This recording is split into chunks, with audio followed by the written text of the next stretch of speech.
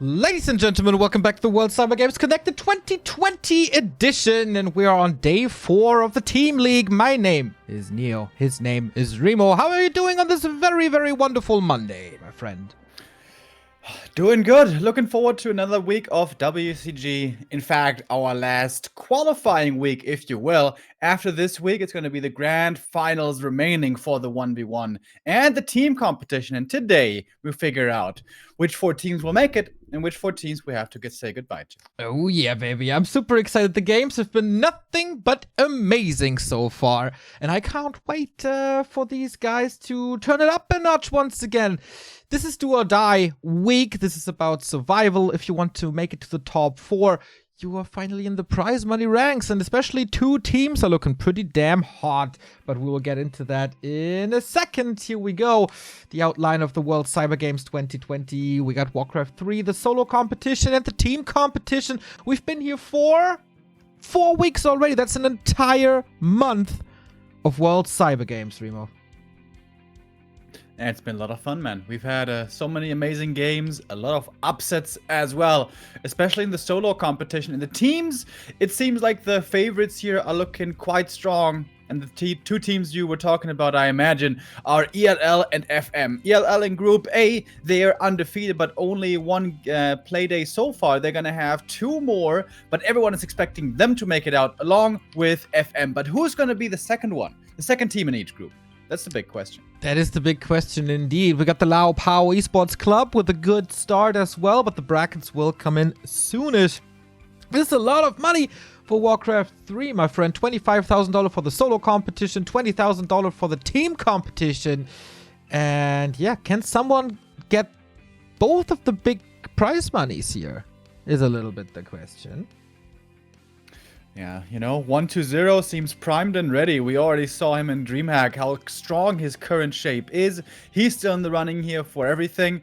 He's definitely one of the big guys to look out for. In general, China has been looking strong. I mean, the teams, we don't exactly know yet how it's going to go down, but we know in the 1v1s, it's only one single South Korean making it through, and who better to represent the country than the legend, Moon himself. That is absolutely correct. We got Lynn at DreamHack, we got Moon at WCG. That's true. We also got Colorful in the running, right? And yeah. Fly could do it as well. Man, back-to-back WCG champion just in 1 year. That would be amazing for our players. But yeah, great tournament so far indeed. Yeah, we're going to have 2 matches today, Neo. As you said, ORZ against ELL and LP versus FM. Especially LP versus FM, man. That's going to be an amazing match. You know, my boy Colorful stepping into the ring. It's time to claim that mantle of best Night Elf in the world against away from Moon. Put him in the Night Elf mirror. Make him play some Demon Hunter and Bears. I can't wait. He's been besting a lot of the greatest players in the world over the last few weeks. But, well, all jokes aside, Moon is still a big favorite here. Moon, once again, has a strong team by his side. Not the same as in WGTL, but with Focus and Fly, 2 very strong orcs. Focus perhaps not that strong recently, but Fly certainly looked quite good. I can't wait until FM and ELL meet, dude. That's probably going to be reserved for the grand finals, though. That should be the grand final. In these team competition, oftentimes the 2 favorites prevail. So, yes, we do have upsets here and there. WFZ defeating Moon and TH to be named, obviously, is like the rise of Fortitude has to be named there as well. But in the end, it's oftentimes the big guys. ELL in summer, and can they do it back to back? That would definitely establish them as the #1 big team in the Warcraft 3 esports scene. The Korean casters seem to have quite some fun over there. And I can't wait for the games to start, man. Yesterday we finished DreamHack, but waking up today knowing that it's 3 more days of WCG, oh, so sweet. Hell yeah. ELL gonna start things off. Is it gonna be as one-sided as we think, or are the talent squad gonna be able to bring something terrifying to the table? Linguagua, Neo, he's playing in our first match today. Oh, yeah. You have been surprisingly quiet about the Guagua. What's going on? Yeah, you know, it's rough being a Linguagua fan. If I have you by my side cheering for Colorful, and Colorful makes it to all the top 4s at the moment, I gotta step it back a little. I'm still enjoying the games, but I shouldn't have the big mouth right now. That's reserved to you and Colorful, who will be playing in the second clan war here today with LP versus FM. Who was quite close, by the way, to making it to the DreamHack Grand Final. It was a really close series between him and Lin. In the semis, Lin, with all of his star caliber and experience, made it through. But 1-2-0 was just too strong in that tournament. Can he carry that shape over?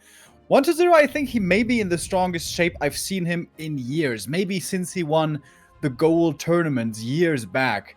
And it's very scary. He's the strategic mastermind. His execution is on point. Who the hell can take 1-0 down?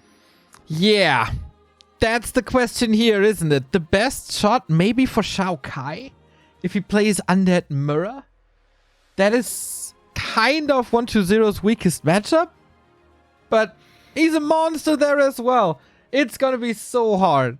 But yeah, we got 3 amazing teams here today, plus the 1 underdog team. As of course we don't want to exclude the LP club as well, especially with Colorful. So this could, in a crazy world, this could be the semifinals right here.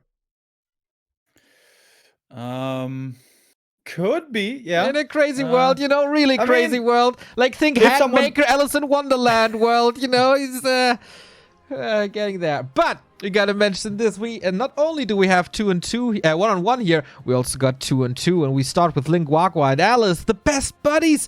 They're best friends in real life against Lin and 1-2-0. They just faced each other yesterday in the DreamHack Asia Grand Final, and now they're teaming up. This is scary. Yeah, ELL, this team, man, it's just amazing what they've been able to show. Kind of with TH and Infi not at their peak at the moment, and sometimes race switching, it's really them who seem to have taken Asia by storm. And it would be a perfect accomplishment here as well to pin on their walls if they could make it all the way through here in WCG to win the title. It seems like ORZ is just a small hurdle on their path to victory, but you always have to be careful not to underestimate your opponents, because overconfidence is a slow and insidious killer. Oh, Remo read some books yesterday again, wrote down important sentences and effectful sentences. I like Warcraft action, and so we start on Twisted Meadows as we always do. The first 2-on-2 map, the second one gonna be Nullwood in the first set. It's all gonna be best of 1, but of course you need to gather 3 points, so 3 wins on this day grants you the clan war. And what do we got here? We got 1-2-0 and Lin for ELL in the north. And we got Linguagua and Alice in the south with an engine of war between the bases. And knowing or seeing the 2-on-2 meta evolve last week, this kind of reeks like they do an expansion. Yeah, we've been seeing indeed a lot of fast expansion in 2v2s on certain maps. Twisted Meadows kind of seems to be made for it. The gold mine is safely tucked in between the 2 main bases. It's fairly hard for the opponent to attack early, but we're going to see what we're getting here. 1-2-0, starting off with the Ted Fiend build. Fast DK, Fiends coming later. We already saw Lin with a TC first, looking for those big stomps. A keeper for Alice. And I'm afraid I missed Linguagua. What's he doing? I missed it too. For him, it could definitely be a Fastia, could be a TC, could be a Blade Master for all we know, roaming a little, trying to steal some items here and there. But we'll see about that. The Scout, dude. This is amazing. Knowing of the possibility of fast expansions in this matchup. This is peak 1-2-0 at the moment. There's no denying that. I wonder if he's going to be able to dazzle us in this 2v2 as much as in the 1v1. His performances have just been insane these last few weeks. In case you guys didn't see DreamHack, he destroyed the 2 best orcs in the world, which is, of course, a hard matchup for Undead. And he did it with 2 different strategies as well. After we asked him, well, for what reason did you decide to go Crypt Lord in one match and DK in another? He said, well, wanted to try something else, wanted to show that I can also win with other strats, and wanted to show the world that it's not just down to the Crypt Rod. The confidence of this guy at the moment is insane. And you know what? I wouldn't even call it overconfidence. He has the skills to back it up as well, and he's playing very aggressively here. DK running south, not intending to let any creeping occur unpunished. In fact, it's very little creeping here of any kind so far. Keeper harassing, DK harassing, and Twisted Meadows, despite its many creep camps, once again in the early game, is quite slow. Yeah, it feels like 120 is playing his own Warcraft at the moment. Like, he decides what's good and not the game dictates it on him. He can do whatever, and that is scary. We got the TC with Aura first and Headhunters. Headhunters on both sides, actually. A player's forces are under attack. I got subtitles here too. No. A player's forces are under attack. Okay, good. Let's deactivate that for a bit. Okay, here we go. Dude, I could use those subtitles whenever I play Blade Master. I can never understand what he's saying.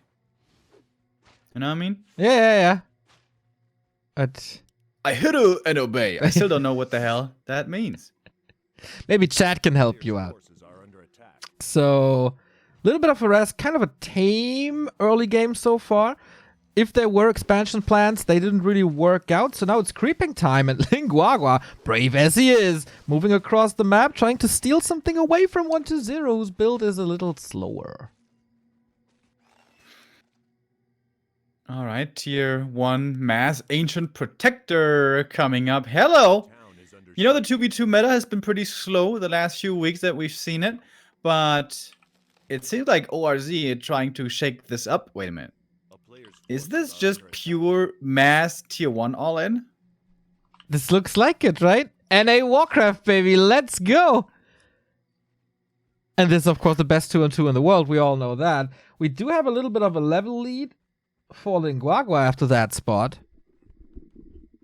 Oh, did they see the AP? Oh, it's Canceling nighttime. that would be a big help. Yeah, they saw it.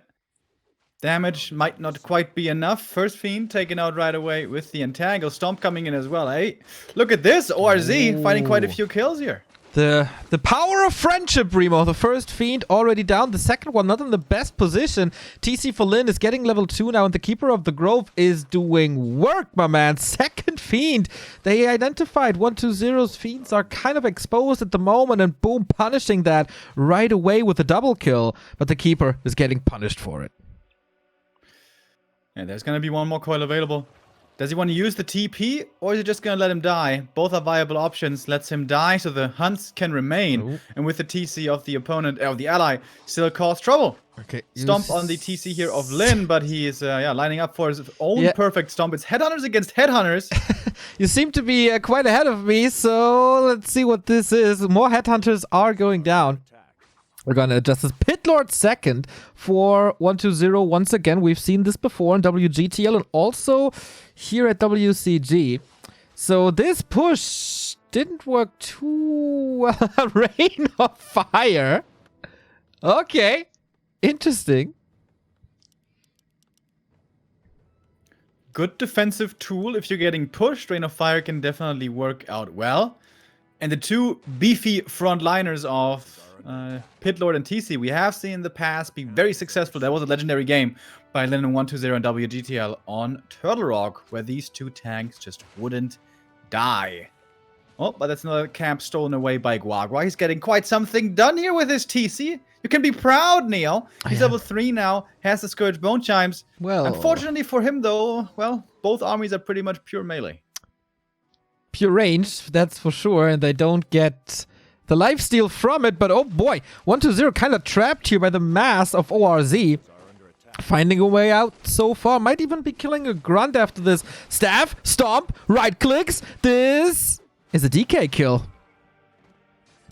Alright, once again they're getting something done here with their tier 2 army, and I think they must entangle again. This Pit Lord is, not surrounded, it looked like he was. So close. ELL started this Team League with a 5-0, so they didn't even lose a single map yet in this competition. 120 was heavily supply blocked despite the losses. Not even sure if he can get the DK back or if he did already. on the tavern or something.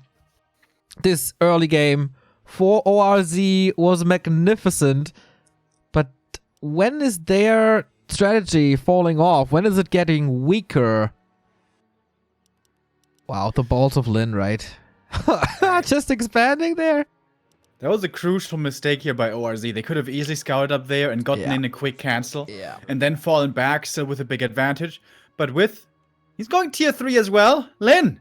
What? Expanding, going tier 3. He's thinking he's a night elf. Well, maybe he was fed a little by 1-0, was stuck on 30 supply for a long time, so maybe the resources went into the orcs economy. Yeah, 1-0 has barely anything. 2 fiends, 2 heroes, and a statue. That's it. Once again, all armies meeting here in the south. Ooh, that Scroll of the Beast. Hallelujah. That can be a lot of damage, but yeah, lots of wisps as well coming in for the detonate. Ella's doing a good job having them ready instantaneously.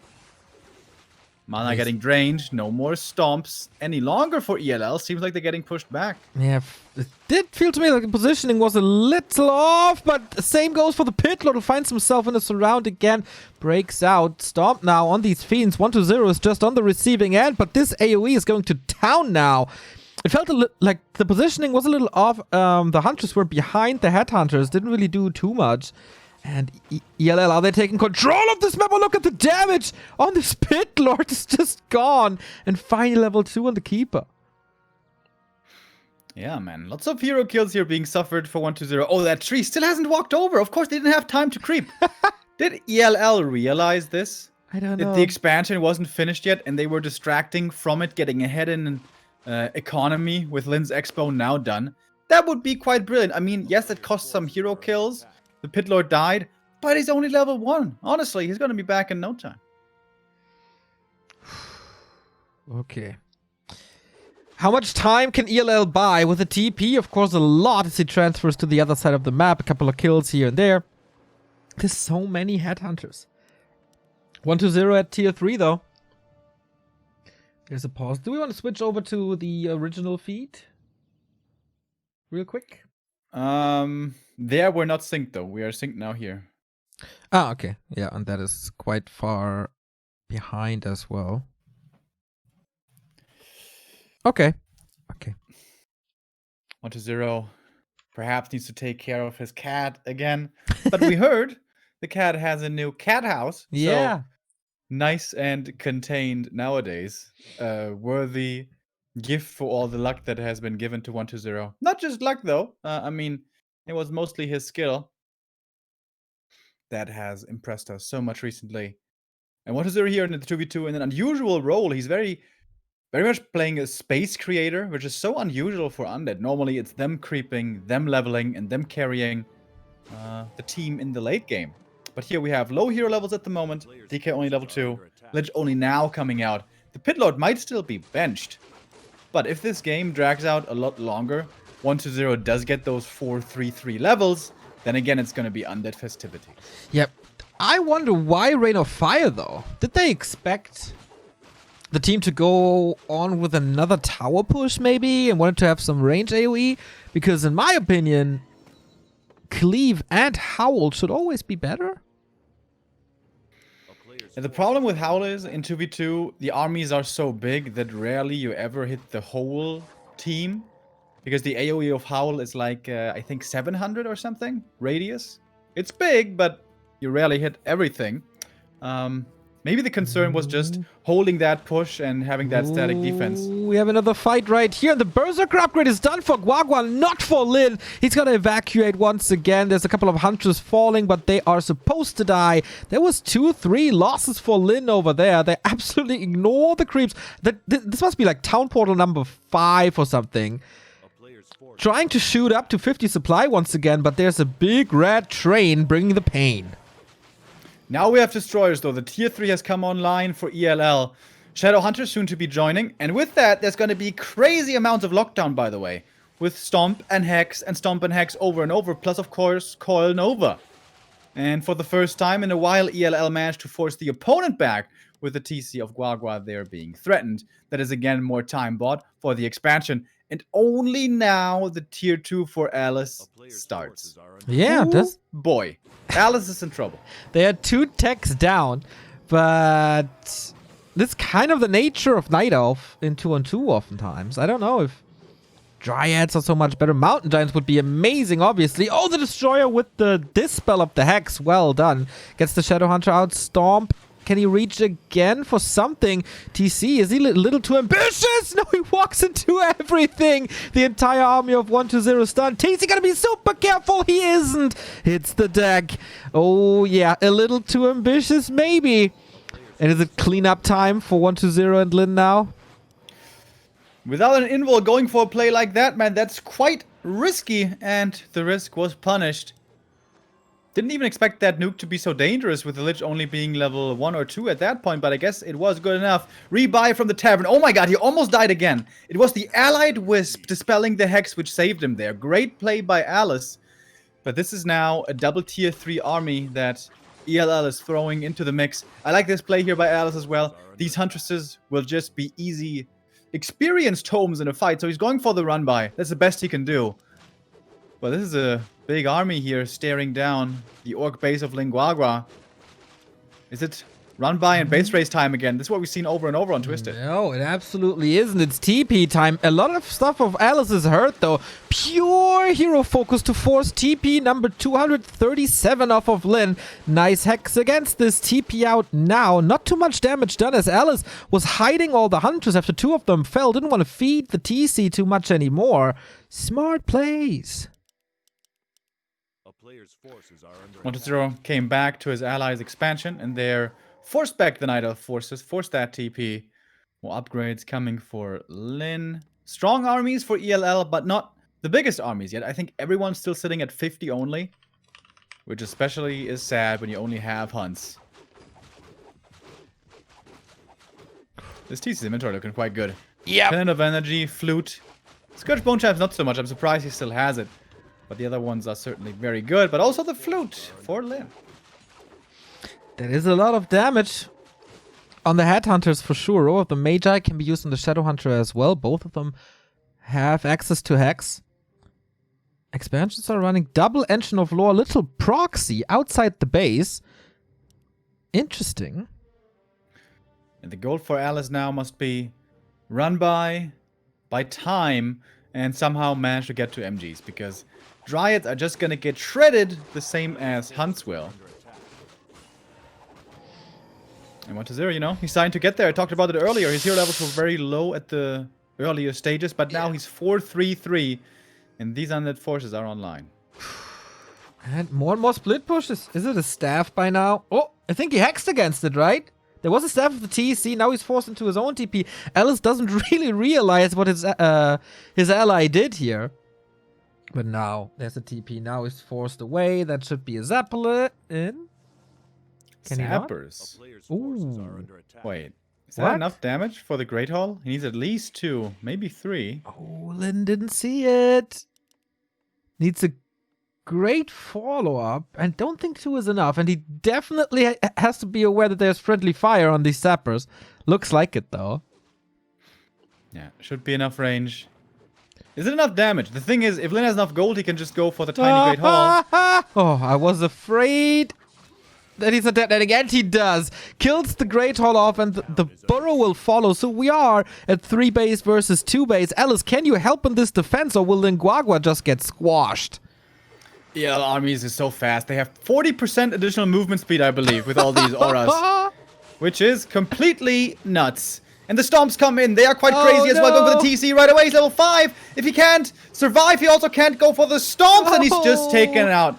The Stomp, Hex, Coil Nova focus. Nobody has a chance against that. Going for the next hero kill right after. And now it's over. GG. A win again for ELL. Their 6th map win in a row. Oh, man. But they were struggling quite a bit. Cool approach by Linguagua and Alice. They were sweating quite a bit. Like this early game with the Keeper and TC mass disable worked out quite nicely.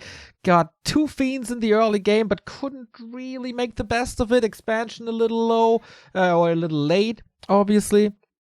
And then if you let this Orc and Undead combo get to tier 3 while your Night Elf is on tier 1 and you can't follow it up with Mountain Giants, Yeah, that's lights out.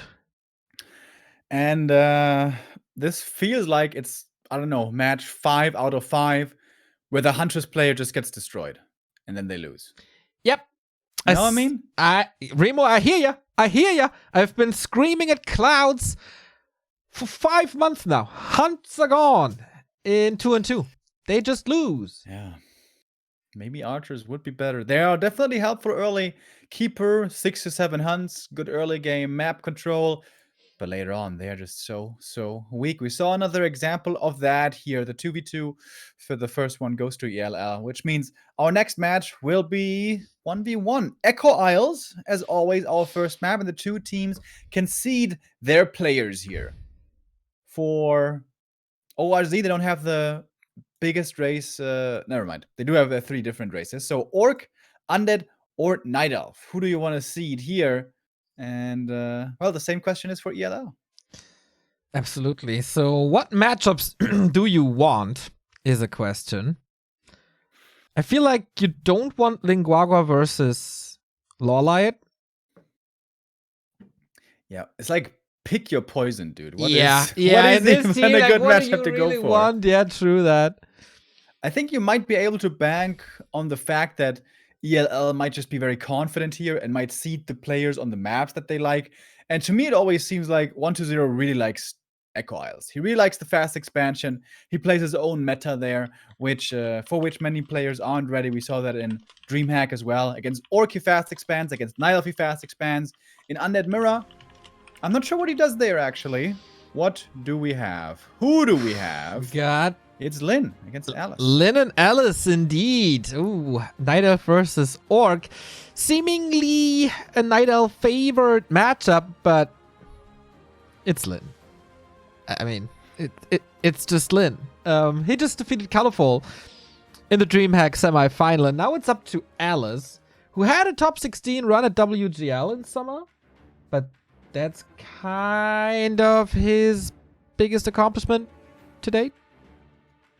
Kind of, I think. And Lynn. I mean, do we have to talk about the accomplishments of Lynn? Really? Grand Final DreamHack Asia. That's one. That was just yesterday. Yeah, he is just a legend of this game. And also a smart pick here, right? On Echo Isles against Night Elf. This is a pretty good map for Orc, as you will always be able to counter expand fairly easily, get level 3 Shadow. And then there's no third base option for the Night Elf. And against Undead, I suppose he's not too worried. Same for the Orc Mirror. So this also seems like a smart choice here. This could be the kind of game, right, where Lynn, he has the safety net. His team is doing really well. Is it maybe time to bust out the Farseer Headhunters again? We saw it that one glorious series against Moon. We saw it Never with again. a couple of series that weren't so glorious recently. I'm not too sure if that style has reached Asia in a way that it needs to be established in. But we'll see. This kind of doesn't look like it to me with the sharp here. What do we got? It's the Blade Master. Echo Isles, gather some claws, baby. All right, quite standard here so far. This was a lot of peons on lumber right away. So that might be the fast barracks plus shop early. Sacrificing a bit of gold for more utility early on. Keeper hunts Expo, we have seen it a million times, and if played well with a proper power spikes hit, can definitely challenge any orc out there. But Lynn had some practice against Colorful on DreamHack, but that was Demon Hunter. That was Demon Hunter Dryad or Demon Hunter Talons. It was very different from this one, but I mean, everyone still plays this style, so. Yeah. So, Alice, what do you do? What's your approach? How can you surprise a Lynn is the question. He's not allowed to do any big mistakes. It will be punished immediately. Ring of Protection, also not the item he was looking for. That's for sure. And the Blade Master is just heading straight over. Not even bothering with his green spot. Just, come on. Get out of my way. I want this 2-0. Yeah, I love this new opening by Lynn. Whenever you can prevent a keeper from reaching level 2, it's really, really beneficial. And with a play like this, you are able to do just that. You see the Treants and the Archers, they wanted to go over to the green, but with the Blade Master around, That's not gonna happen with a Blade and Grunt. In fact, can he even cancel the Moonwells? Not sure about that. Keeper looking into the Orc main. And, well, he is gonna be able to get a cancel over here because the burrow is quite late. But he's not even attempting it. Huh. Okay. Might be a little distracted in his own main. The Hunter's Hole is coming up, so he can go for the transition, but there's no expansion nearby. There's nothing really. He just went across the entire map to get nothing. Looking for grunts, maybe. They're both covering the options here. He estimated that with the Grunt around, that plus Peon Spear burrow damage, he wouldn't have been able to get the cancel. Despite how early that was on that burrow. We saw this build before by Lin also not going for a shop, but rather going for a fast tech on one burrow only with a TP across the map. With that, he was able to have the burrow coming up earlier, safely. But with this build, of course, he has heal salves to be a little more aggressive. And as we saw with the Peon and with a Grunt at home, maybe even that is enough to save the burrow. This just looks like a really, really smart opening build by Lin. Yeah. Getting the big healing potion in the middle, very valuable as well. But at least Alice should now be level 2. Thanks to the enemy green camp. Yeah, he is. Okay. He is. And Lin has a very good inventory here with +8 already. Big heal pod. Of course, not an invul. It's, of course, no mana potion for the second hero. But, you know, a little extra healing never hurt anybody. Well, except the undead when they're facing a paladin, I guess. By holiness be purged. Precisely. Especially in the hands of Thorzane. He's been laddering a bit again, and he's been streaming. Have you been happy about that, Neo? Absolutely, man. I love my ladder streams. I watch them all the time. They're always on in the background. I totally believe that. Must be 100% true. I would never lie to my World Cyber Games audience, Remo. I like the Blade Master here going for the staff. In case there's pressure in the main, the Keeper coming in with entangles, Blade Master will be able to join in. Many orcs are terrified during this first nighttime with the Keeper coming in with entangles, grunts dying. But honestly, level 1 entangle isn't that bad. It's going to take a lot of mana to get those grunt kills if the grunts are found. And if the Blade Master can then come in to deny the experience, it's not even that good of a trade for the Night Elf. So now, rather, creeping continues. It's going to be the Merchant being taken by Alice, but the Blade Master comes in. He needs one last hit for the level 2. And that's crit, of course, patiently waiting. There we go. Did he get it on somewhere else? Yeah, grunts took out the green camp. Yeah. Oh, the Hunt now in trouble. They are quite fast, but the Blade Master oftentimes faster, so he has to use the entangle to save the unit. I think you should use the big heal here, just to stay around. Yeah. Contest the Mauler. Why not? He's forcing so much mana and health out of this Night Elf. Big healing used outside of a fight can sometimes seem like a waste, but if you can keep up momentum, keep up the pressure, it can very much be worth it. Unfortunately, Blade didn't get the last hit. That may have been a little sloppy, but he does get the sentry wards. He's still applying pressure. The Keeper is still not level 3, and the Shadow Hunter now can freely creep up. Excellent game so far for Lin, I would say. There's nothing really to complain about. Wait, what? Oh my god, what is that AP positioning? That's the trick. That's the never one seen thing. that. No, me neither. That's the one thing that Lin might not expect. He was scouting. He's looking for, like, what are you doing, Alice? Yeah, he has vision everywhere on the map, except but there. that spec. Yeah. Which is pretty cool. Okay, Alice, is that timing working out? The Shadow Hunter is reaching level 2 here.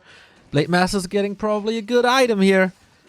Is 3 APs enough? The Archer scouts this camp. He knows what's up. Must be an Alchemist second, and it is. APs have a long way to travel. They're gonna have Nature's Blessing in a moment. Shadow 2.5 already. Ring of Regen and Claws, man. Really nice items for this Blade Master. And now, the Blade just saw it. He just went by the APs. Alright, now he knows. It's a long walk for them. And a lot of time for Lin to react. Yeah, should get reinforced defenses right away. And a Demolisher. But at the moment, Lin is supply blocked. Perhaps a bit of a macro mistake. But he still has some time. It is Nature's Blessing. It is not that slow. Is that a shop? I would love to for that building to be a shop. Oh, Moonwell. Moonwell. Well, Alice is supply blocked as well. And we don't have a war mill. We don't have reinforced defenses. Alright, how much Wait, damage he's not can even making a demolisher? He's feeling so safe against these APs. That's 3 APs. He's building a war mill now. He doesn't have a war mill. Exactly. I think Lin was trying to go for a fast expansion on tier 2 and getting kind of punished for it right now. Where's the demolisher, Lin? Well, he can't build a demolisher without a war mill. Ah, I forgot about that. So he's building the war mill first, and he has to wait a little. That's some free damage for Alice. Dude, that's Still pretty scary, actually. Yeah. And glaive throwers are coming. More pressure. Oh my god, is this gonna work? Lin has defended countless tower pushes in his lifetime. Most of them were against human. This one now is against Night Elf. Must be frustrating as an orc, right? Finally, you pushed tower pushes out of the meta, and then the Night Elf starts doing it. Goddamn. Well, maybe they are coming back. So Lin supply stuck again. Now he got the war mill, but he can't even get that demolisher out now. He's feeling brave to engage here, but it's really hard to do that against these APs and all the range damage. More glaives are coming. What are these creeps doing there? Seems like Lin wisely realized that barracks was gonna be falling. Reinforced defenses must be in the works now. Lumber for Lin is really low, by the way.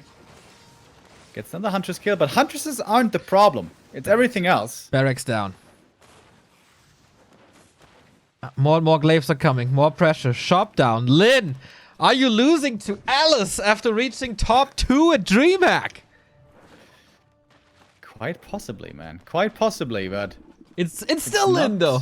If there's one orc who can defend this and who can turn this around, it's probably Lin. He's trying to buy time, coming in with his army for reinforced defenses, but the burrow falls! And that was actually the glaives getting the kill. Level 3 now for the keeper. Ouchie. The news is tightening. He got one burrow back, but he's still supply blocked. You wave ass. Fine. Ooh, that's close. Finally reinforced is done. But that took forever. And it doesn't really do much if glaive throws are involved. Yeah. Oh my god, dude. Even gives them extra damage, so... The crazy proxy triple AP push seems to be working. Absolutely nuts. Can he break the stronghold? Dude, Lin is expanding at the natural.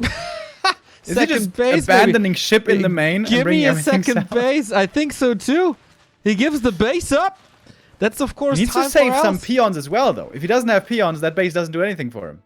He has two peons in. Expo is up. But the rest is gonna get ravaged. And this is also a spot for Alice to expand now. True. He did not see that coming. Is under siege. Now the be fine. demolisher. 11 minutes 20, the first demolisher. Alice has to know that there's an expansion. He can't feel too safe about this. Oh. Blade Master, if he gets entangled here, he's in trouble.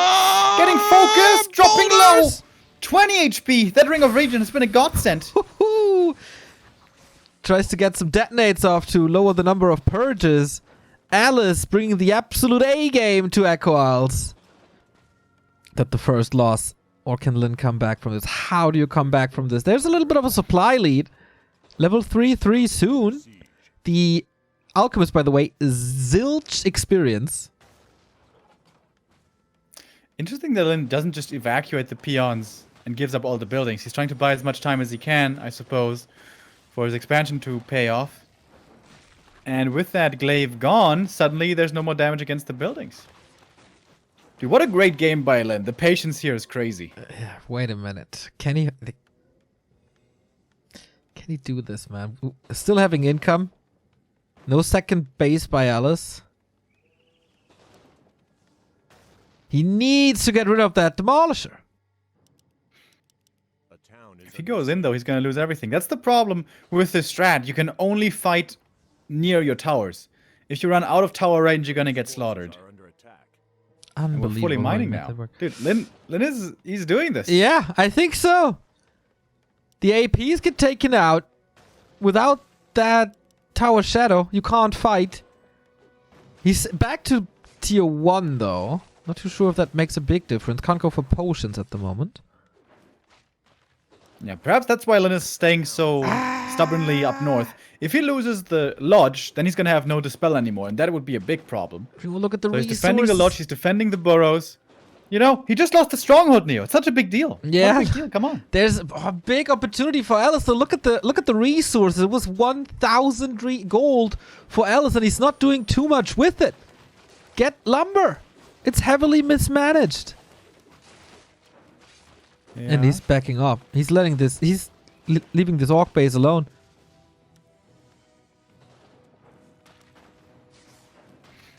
Yeah, true. That gold, if it had been spent, that could have been like 3 more glaives at least. Could have made a difference. Huntress is now going for the run by. Sees, oh my god. You little rascal. What have you been up to? Really cool how they both are tricking each other. We have an archer transition here, by the way. Ooh, 2 of them lost in the base. Alice, is he getting too nervous to win this game, to close it out? I think it's looking quite disastrous for Alice now. The siege has been broken.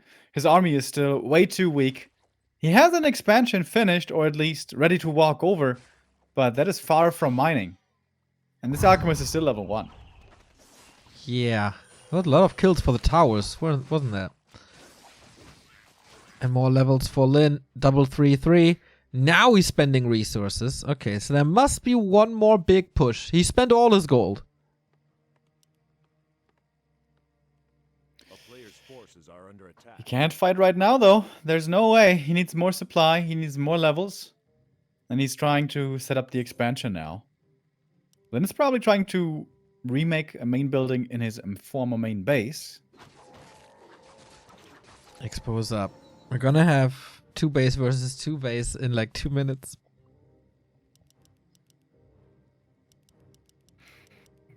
Alright, if Alice can get Alchemist 3 here, get up to 65 supply, some upgrades, he might still be able to do the good old overwhelm strat by Night Elf. He's getting more and more into archers, that's also smart. Huntresses are falling off more and more the longer the game goes. Oh, is he playing the focus approach here with the Blade Master just cancelling the Entangled Gold Mine? It's so annoying. I sold the Ring of Regen. Lin, why? It was so good. How dare you to get some gold when you're in a situation like this? It's like my favorite item. Are under attack. Link can close this out, can he not? Like 7 supply difference only. Heroes are looking great. Crit level 2. Heal scroll there as well. A town is under siege. Serpent wards are gonna kick in still quite heavily against these hunts. We don't have that many of them anymore, but we still have some. And once they're gone, then it's open season on the archers. It's very few grunts only, though. It's the same for both armies. The front line can get taken out very quickly.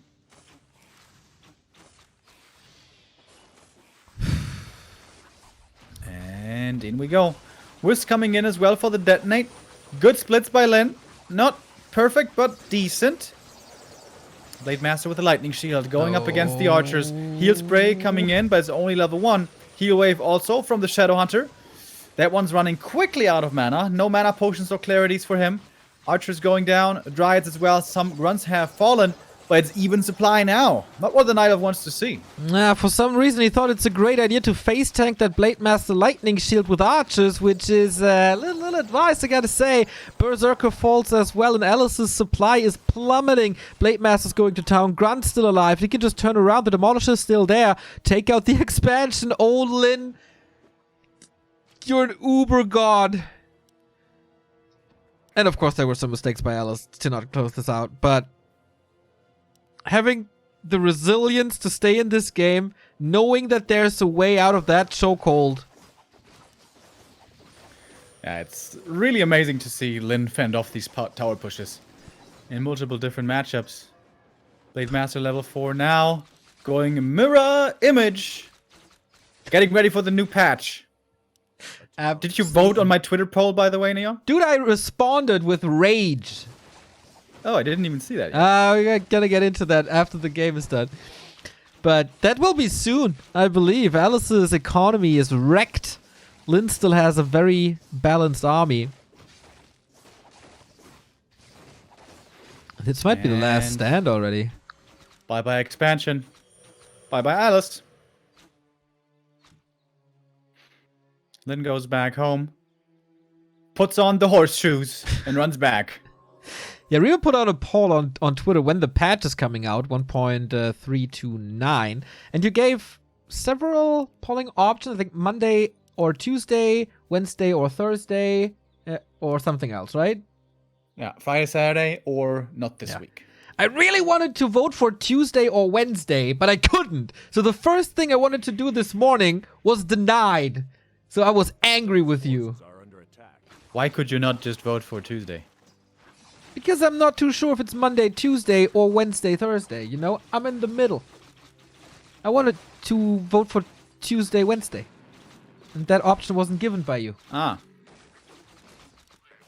Well, Neo, you gotta make a choice, bro. You know? Gotta make a choice. No, I'm just like you, Yeah, I'm not historically- voting. Historically, it is the night between Tuesday and Wednesday. Yeah. That's why I wanted to go for it. Claw plus 9. You know- This Blade Master's gonna get Player's sick, by the forces way. are under attack. He's teching again. Oh, poor Alice. Who wants that bloodlust? Rah, rah, rah.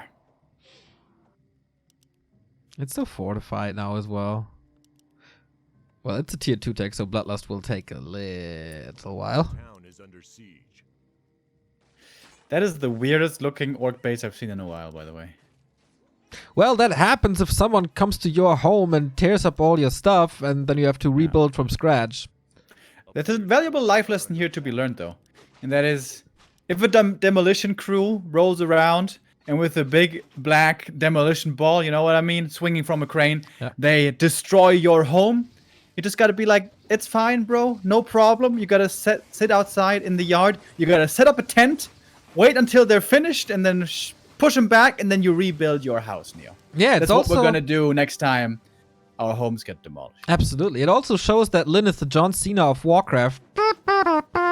Never giving up. And his name is John Cena! With the mirror images into the back, just waiting for the lightning shield. Wisp detonate's always looking decent, but it's not good enough. Lynn, the legend! With a crazy comeback here, makes it 2-0 for ELL. Really, really, really strong. Like, it feels like, I don't know if he would stay this long in a one-on-one game and not in a team game, you know, where his allies would maybe make fun of him or something. Like, oh, you lost to Alice. Nah. You know, their Discord, just like the Mouseboard's Discord. But no, he fought it off. Really, really well done. Knowing exactly how long he can stay in there. What's his exit? My God. Yeah. Great That game. Lynn dude, Beautiful he play. is a pretty good player. Definitely still a little too formidable for Alice, but good attempt, man. It almost worked. I imagine 99.99% of all orcs in the world he can beat with that, but just not Lynn and Yeah. maybe Fly. Yeah. But smart idea. That also is now revealed. I imagine whoever is playing against Alice in the future on Echo Isles is going to be looking very closely what's happening there in the shadows So- at nighttime. But okay. The win and the lead here going further in the direction that we were expecting. Which brings us to our next map. 1v1 again. Terranus Stand this time. Oh, is it Lawliot with the Alchemist again? Can you play that in every matchup, by the way? I mean, against Demon Hunter, it's a problem, I guess. Yeah. You still have damage with Chemical Rage, maybe, and rockets you can spam as well. It's not ultra bad. I think it is. Yeah, we'll see. it's Maybe not great, Lawliot. but you know, if Lawliot has the idea in his head to make it work, he will find ways to make it work. Yeah, absolutely. See? There it is. Oh, wow. Allied versus Lin Guagua. Oh my god, Neo. The That is a conflict of interest. The heartbreaker matchup for me personally. Oh boy, okay, I have to cast it straight down the middle as professionals do. No emotions involved in this. Lin Guagua versus Lawlight. It's gonna be base race, probably, by Guagua, or another weird push strat by him. And Lawlight, is he going for the Goblin brothers again? Alchemist and Tinker. Yeah, there's a lot of options for Night Elves on this map, with, of course, one of the flashiest ones, the Goblin strat, but also Keeper works well on Terranas, especially with Tier 3 transition at some point. Talons were seen sometimes in the past, but, dude, it's not light. He can do whatever he wants. How about a Chim Rush? I haven't seen a Chimera Rush in a while. Oh, wow. That's always a little frustrating when you see that as the Orc player, of course, because you know your opponent went into this series with the knowledge that he's gonna stomp you. So, we'll see about that. Lin Guagua can definitely be dangerous, can definitely be scary if he plays his grubby rat style. But Lawlight is dangerous no matter what he does, so I wonder... Oh, it's an altar, right? Damn it! No goblins. Wow. Agent of War at the Merchant. This is as standard and safe as can be. It's looking very much like Keeper Hunt's Expo. But it's alright. Maybe a Warden, but in that case you would really want the Merc Camp. So this just looks straight down the middle. Normal. But from Lin Guagua we have no barracks. He's going to be very aggressive here right away. Probably with a speed scroll. And maybe Lawlight anticipated this. And for that reason, won't give an opening to the ambitions of the little orc. Okay. Little Orc? Can you please rephrase that, Remo? I think especially for Guagua, this might be the most perfectly fitting description he's ever received. I'm hurt. What do you mean? It's not a negative judge of character. It's just he's slim and short, and I don't mean that in any mean way. All right. Still curious what the first heroes are. ELL at the moment 7-0 in the league. So Lin Guagua sees this and it's like, my game plan maybe not working out too well. Maybe Lawlight is respecting the push strats of ORZ now, knowing, okay, Alice went for some cheese. Maybe that's their general gameplay, so I want to be a little cheese-proof and go Keeper. Alright, Peon sees what's up. Knows he can't really do much here, so Blade Master normally buys a bit of regen and then goes to the middle, where at the green camps they're trying to go for those claws. Wait a minute, Windwalk? Mm-hmm. He's trying to dodge the Wisp Scout, I guess. Okay. Very rare to see Lawlight playing something this safe. Usually he's always living on the edge. He's always trying to get the most off of like whatever is possible on the map, especially while creeping. But alright. Perfect creeping of that spot over there. You know I always like that. I have a little fetish for that. No frost armor on Lin Guagua. Gloves of Haste, not too bad. I kind of noticed that, Neil. I kind of noticed that. You know, there's always new viewers, so I have to remind them from time to time. How did you feel about that, if you're so intensely in the relationship with Frost Armor? How'd you like that Reddit post then that was suggesting we must nerf Frost Armor? Yeah, I didn't really pay attention to that.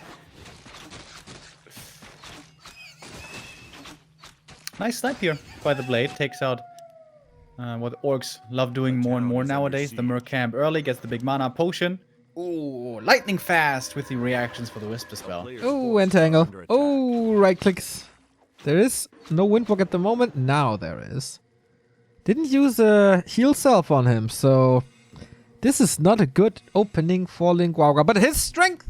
It's not the early game Blade Master harasses. His strength is creating multiple threats at tier 2, tier 3. Playing outside the box. And I hope he finds some success with that down the road.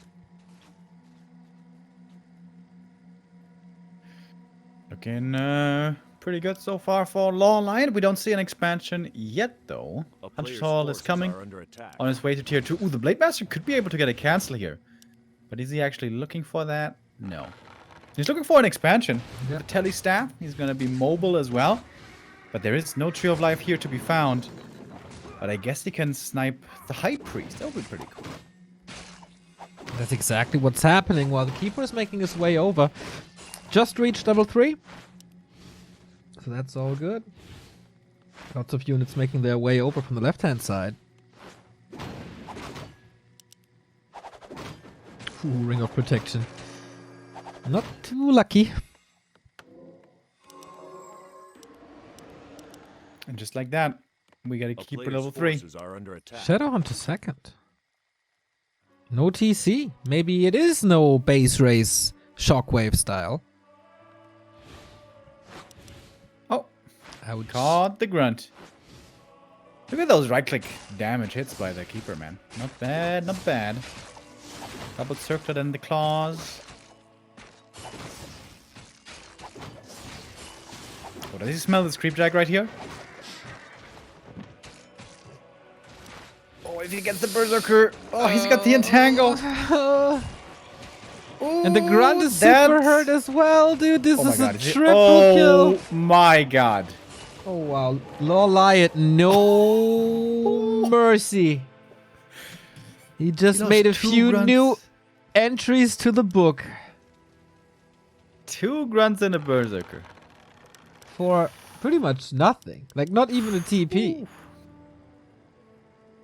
Linguagua has 2 mana potions though, so maybe, you know, that helps a little at some point, maybe if he's lucky.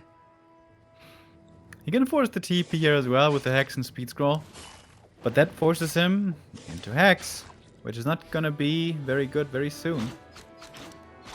Yeah. You know, I always looking for the light in life, you know, for the silver lining in something, you know. Yeah, you're a very positive very person. I know. Positive attitude, you know, Knopf told me that. But I failed to see a way for Linguagua to catch up. Yeah.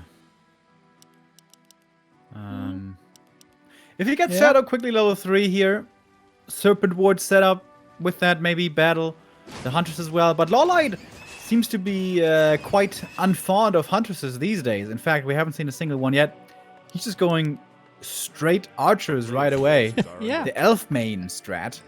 Every time I see Hitman in a chat somewhere trying to give advice to Night Elves, it's always make more archers. Make more archers. And well, Lawlight seems to agree. Play talents, they're broken. That also. Here we go, more hero focus, but he's just very, very safe. Is he though? Next Hex, next Windwalk. No staff, right? Is there? Ha! That's of course a way to get back into a game. Hero focus. All right, got the hero kill, but it was only level 1 alchemist, so he's gonna be back real soon. Where there's no saving these grunts. But if this little squabble buys time for the expansion, I guess it's worth it. We have that coming up right now, and for once, Lawlight with no scout around. Okay, you got an expansion though. Player's Got good forces levels. are under attack. That should be fine, I guess. Damn, the Rogue Wizard is scary. Never saw that. The glowing eyes and all. This is how I feel on a Sunday morning after a night out. When was the last time that happened? 2013? Dude, it's been a while for me as well. No more Saturday parties. Maybe we should go to a party together this Saturday. Gonna listen to Amazing some- idea. Now, Gonna listen to some Avril Lavigne. Get our party on. yeah, with the curfew back online, that is a wonderful idea. We don't know no rules, Neo. We are free. Anti-authority. We are free. No. It's too serious of a matter. We obey. Oh, look at the damage. Ooh. Not ticking out thanks to the heal self.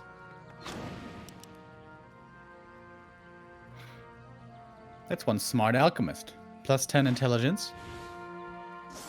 Lots of heal forces spray. are under attack.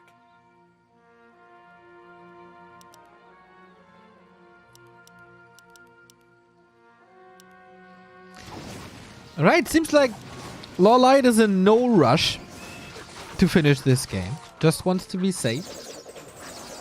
To get Did you the still point. get the cancel over there? Or is the expo finished?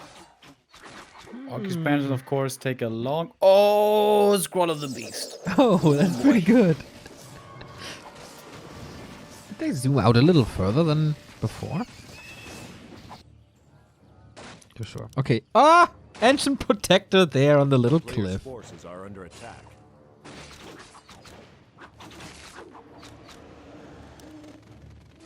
And the question here is, does Lawlight want to commit heavy with like 70 supply tier 2? Or is he going tier 3 tech first? Or is he going to go push and then behind that tech? That might be the best option. Go for a strong tier 2 army, push across the map, see what you can do, and still go tier 3 in case it doesn't work out for a strong follow-up. Because A player's tier 3 forces marksmanship are under attack. is pretty nice. He's making quite a few hunters this year. I'm surprised. Yeah, maybe it's gonna be more about building kills, but you can transition into like anything you want at this point, maybe.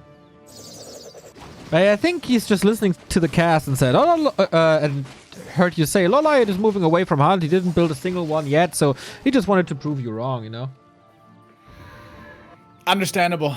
It is so rare that I'm ever wrong, so may as well grab the opportunity while you can. Wow, that's not arrogant at all, but that's how the people know you, and some even like you, apparently. Alchemist gonna get level 4 up here. Big consumable. Oh! Steal it? Yeah, he stole it. Nice. Healthstone. Nice getting here by Guagua. One or two plays in here. It's nice. He's not giving up, even though he's facing a big mass of 70 supply. A player's forces are under attack. Lumber for Light is a little low. Otherwise, I guess he could also expand up there. Well, if that's his... Ah, boom. That's He's the doing reason. it anyways. And if that's his biggest issue, that he's struggling a little to get to 3 bases, I think his game is pretty fine. A town is under Still very siege. patient. Lawlight falls back to his side of the map. Still not pushing. Wants to get some scrolls first, I suppose, and then it might finally be time to go. It's a little dangerous without a TP, especially knowing that there's Hex on the enemy side. Yeah. This should be fine, right? With heal spray and potions. No, normally with this kind of army you want at least 2 scrolls to feel sure. He has 1 scroll, and that's the Scroll of the Beast. That one's of course very good. But some heal scrolls also are nice. Dude, Guagua is still not breaking. He's been seeing this massive army for like a minute now. Now he is. But okay. Remo mind controls again. Yeah, he wanted to squeeze out every single gold coin he can. Was on 2 bases, 50 supply for a long time. So no taxes, but is it enough? He's still... can he stall some time until the reinforcements are here? Where's the snake pit? There's no snake pit yet. Maybe... Yeah, why? Yeah, you know, doesn't want to pay upkeep 2 mana, I don't know. Where are the snakes? Are they on the plane? What the hell? Finally we have them coming out. But you want to have them set up early. Ooh, They are very easy to take out now. A lot of wisps, and they make their way through the front line. Decent splits, but Lawlight is just attached to them like a magnet. Going for the Blade Master as well. There's an Invo Potion. Scroll of the Beast popped as well, so everything with plus 25 damage. Decent so far. Falling Guagua. The supply gap is closing. Oh, the Blade Master's still in a bit of trouble there. Does Wind walk out? That's Scroll of the Beast, man. That's so much damage. Yeah, the supply numbers for Guagua are plummeting. Nature of the fight like this. Lawlight also a couple of forces move to the side to kill the peons there.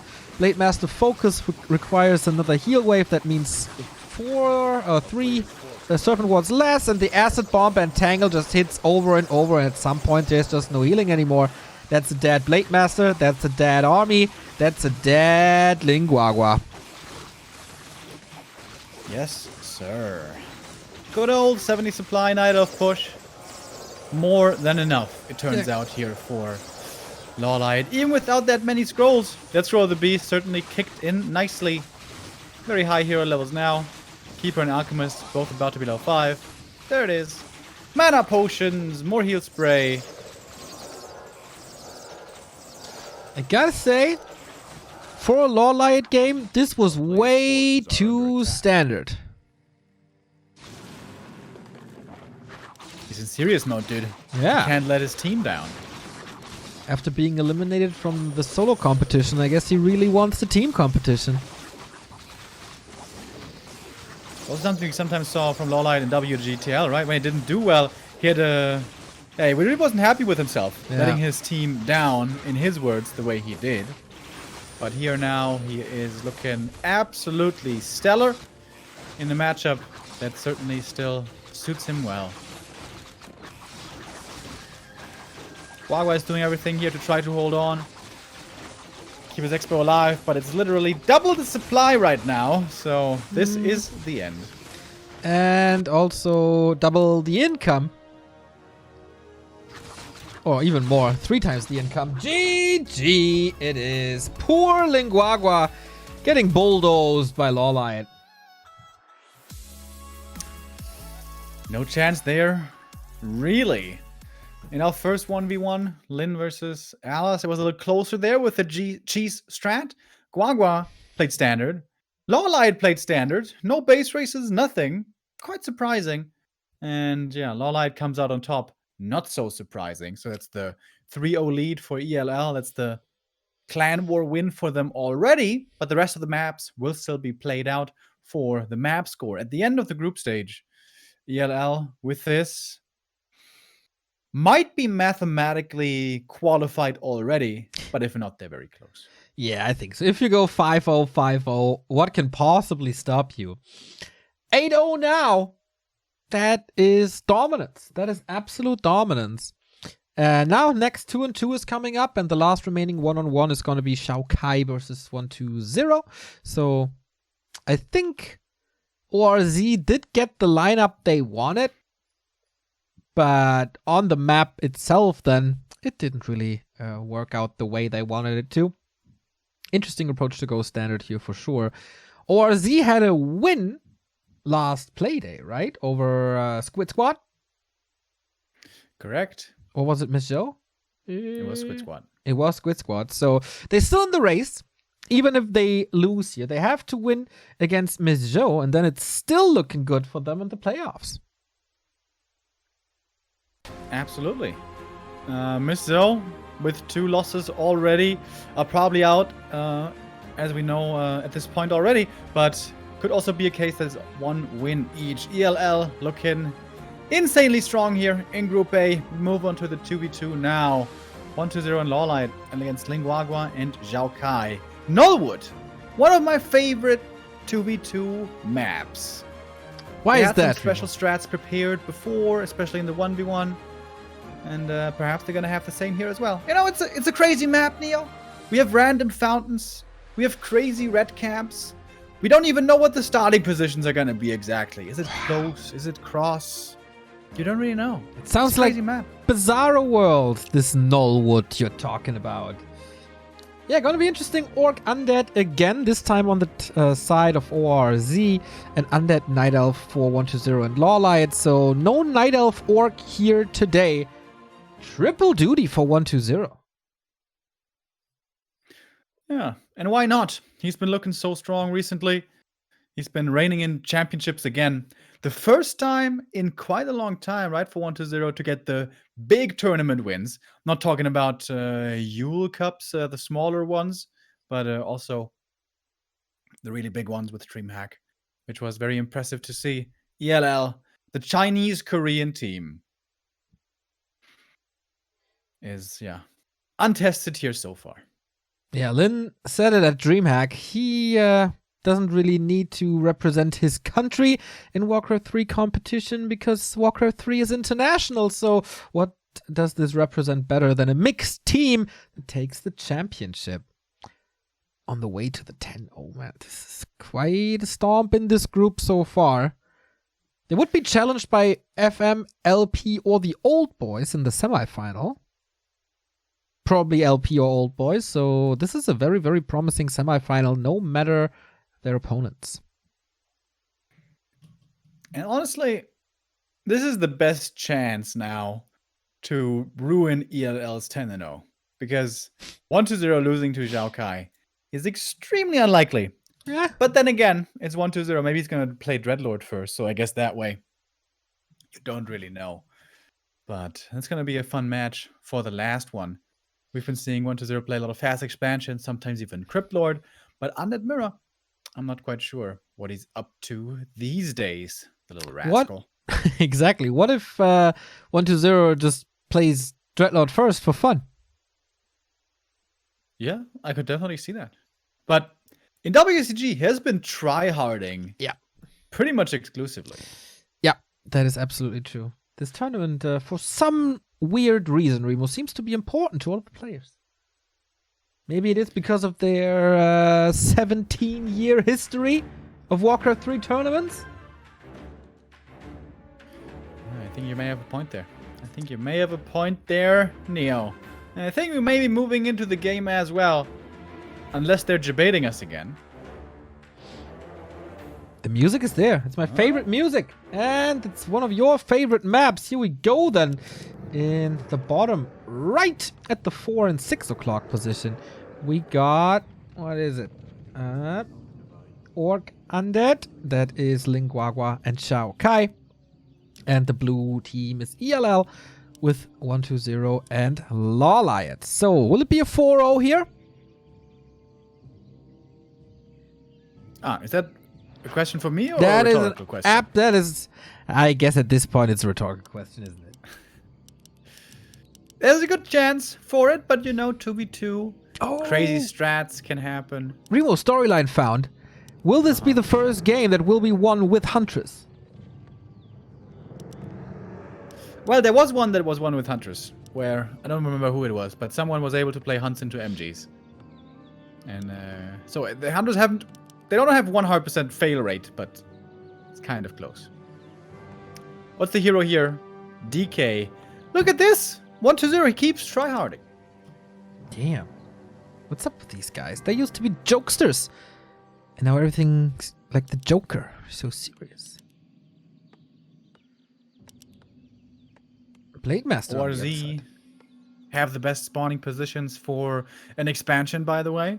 If this is your spawning position as a 2v2 team, then the gold mine is nicely protected between those two bases, where the other two middle gold mines are a little less defensively inviting than that one right there.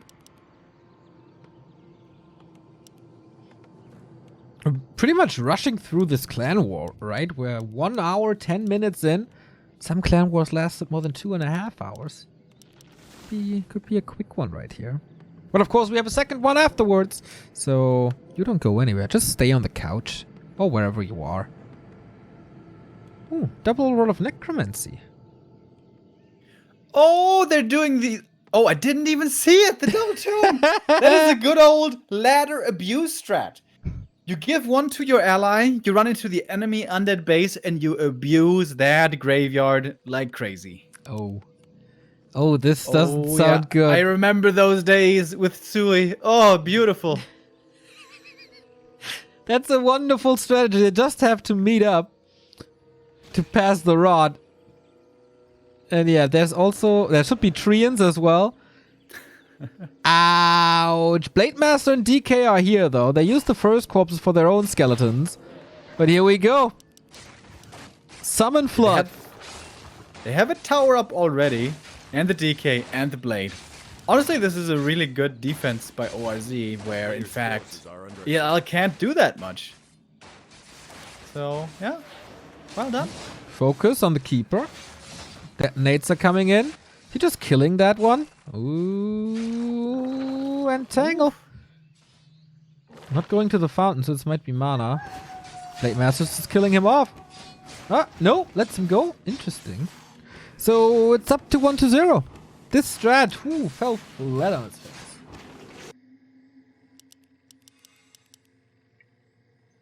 Alright, here come the hunts.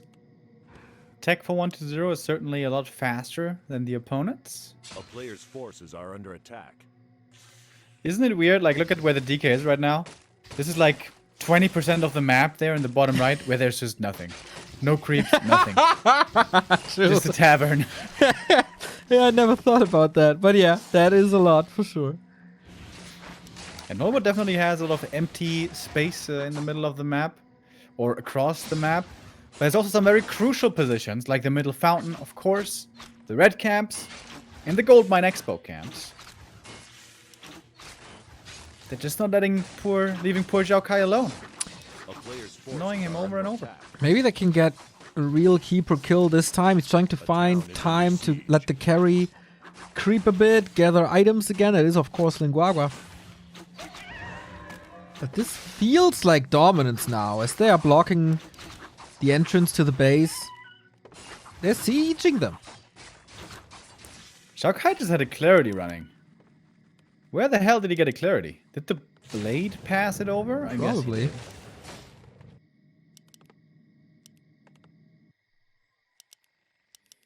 Clarity is in the undead shop, Neo. One day. I mean, you're doing the balance and you're advocating for replenishment potion there for a long, long time, so it will happen at one point. Yeah, I mean, the ritual dagger nowadays is okay. You know, it's alright. Yeah, but it doesn't Not give us great, mana. I want mana. Yeah. No, it's like it's okay to have the undead unique in that regard, not having mana regen early. I think it's fine. Okay. Mr. Common Sense. Oh. A little bit more experience here for the blade. That would have been 1-0's level 2 had he gotten the last hit, but he didn't. A player's forces are under attack. Tier 2 finished. Shadow Hunter coming. No TC. Double Wagwan beastery not as well. appreciating the stomp this time. Huh. Interesting. Double beastery as well. This split push raider thingy. Was he going wyvern even? But that would be countered quite fast, quite hard. A player's forces are under And attack. that's something you can normally rely on. With web being a thing. Fire level 2 now.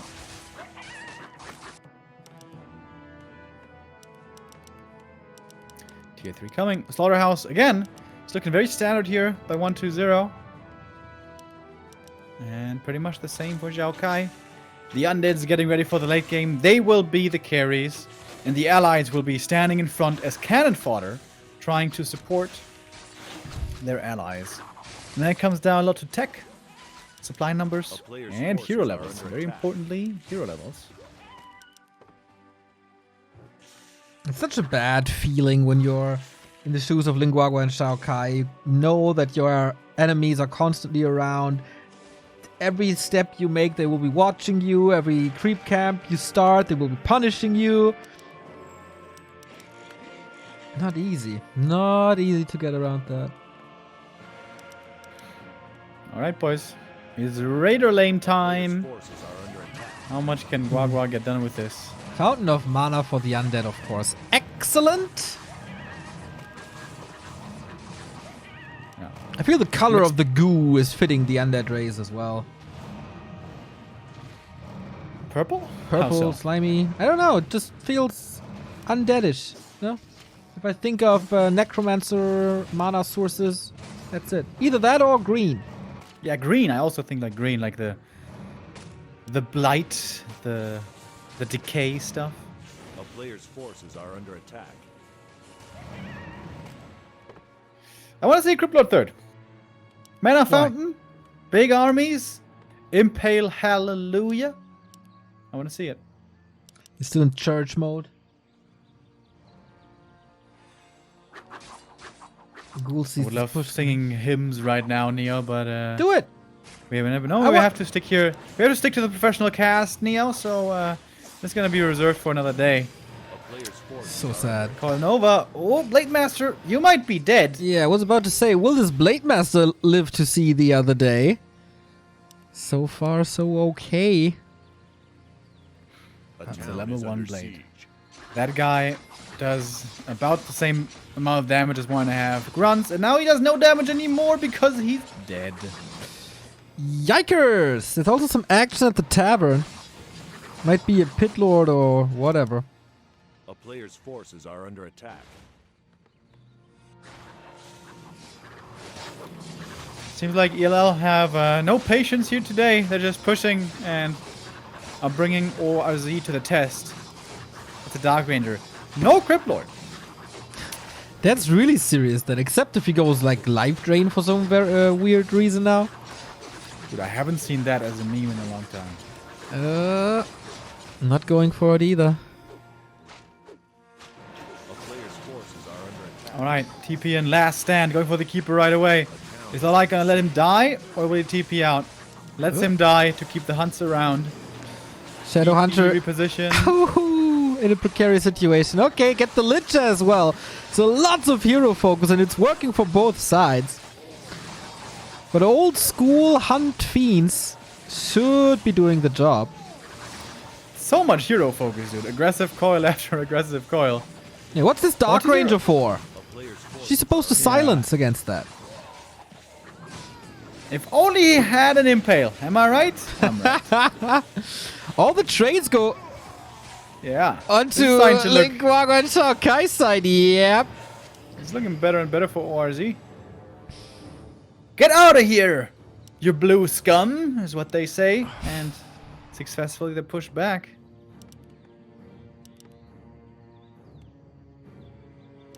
Win a fight? Time to expo. That would be very ambitious. I think the next push is coming relatively soon with full mana here. Flute. Oh. How wonderful. Alright, that's a ridiculous item for this Hunts Fiend army. Waiting for the Lich, waiting for reinforcements. 1-0, not pushing over 50. Yeah, man, I don't. You can't expand against this, can you? Ooh, red spot. What? What? No way! Shao Did he Kai! die to the creeps? Must be. He lost a Must Fiend be. as well. What? He might be disconnected. Oh. Now he's microing. Oh, Are Jesus. under attack. This creep spot can be very nasty. Look at the decay. Oh, the DK is surrounded. Blue dragon summon. So get some frost in there. Looks pretty cool, man. Haven't seen that in Reforged. Yeah, he has the slow attack as well. Doing everything to keep this DK alive. The Wisp blocked the surround though. Sweet. Bye-bye, Death Knight. Yeah, that was unfortunate. I mean, there should be shared control, right? And you should be in voice with your allies, so I'm not too sure if that was a disc or just this creep camp going ham. We've seen this happen to, I think, Starshape. Starshade and the creeps. It's a hard camp, but yeah, that was an unfortunate turn of events. This Blue Drake seems to be doing something. It looks very good. Oh, this Blade Master doesn't look very good. GG! 4-0 for ELL. Making this a 9-0 in this tournament. And Yeah. the Mass Hunts Fiend still working. For once, hunts work out indeed. There wasn't an overwhelming amount of piercing damage or an insane tech or insanely strong heroes. In fact, heroes were quite laughable. That Blade Master was level 1 forever. I think at the end he made it to level 2 at least. Or should we say only? And yeah, that red camp paved the way for that victory there for ELL. Strong performance there by them again. One more match for the X-Lord 5-0. If now 1-0 gets the win as well. Yeah, second X-Lord 5-0 for them. And oh boy, apparently they're rushing this as well. Undead Mirror on Last Refuge. Now I'm really curious.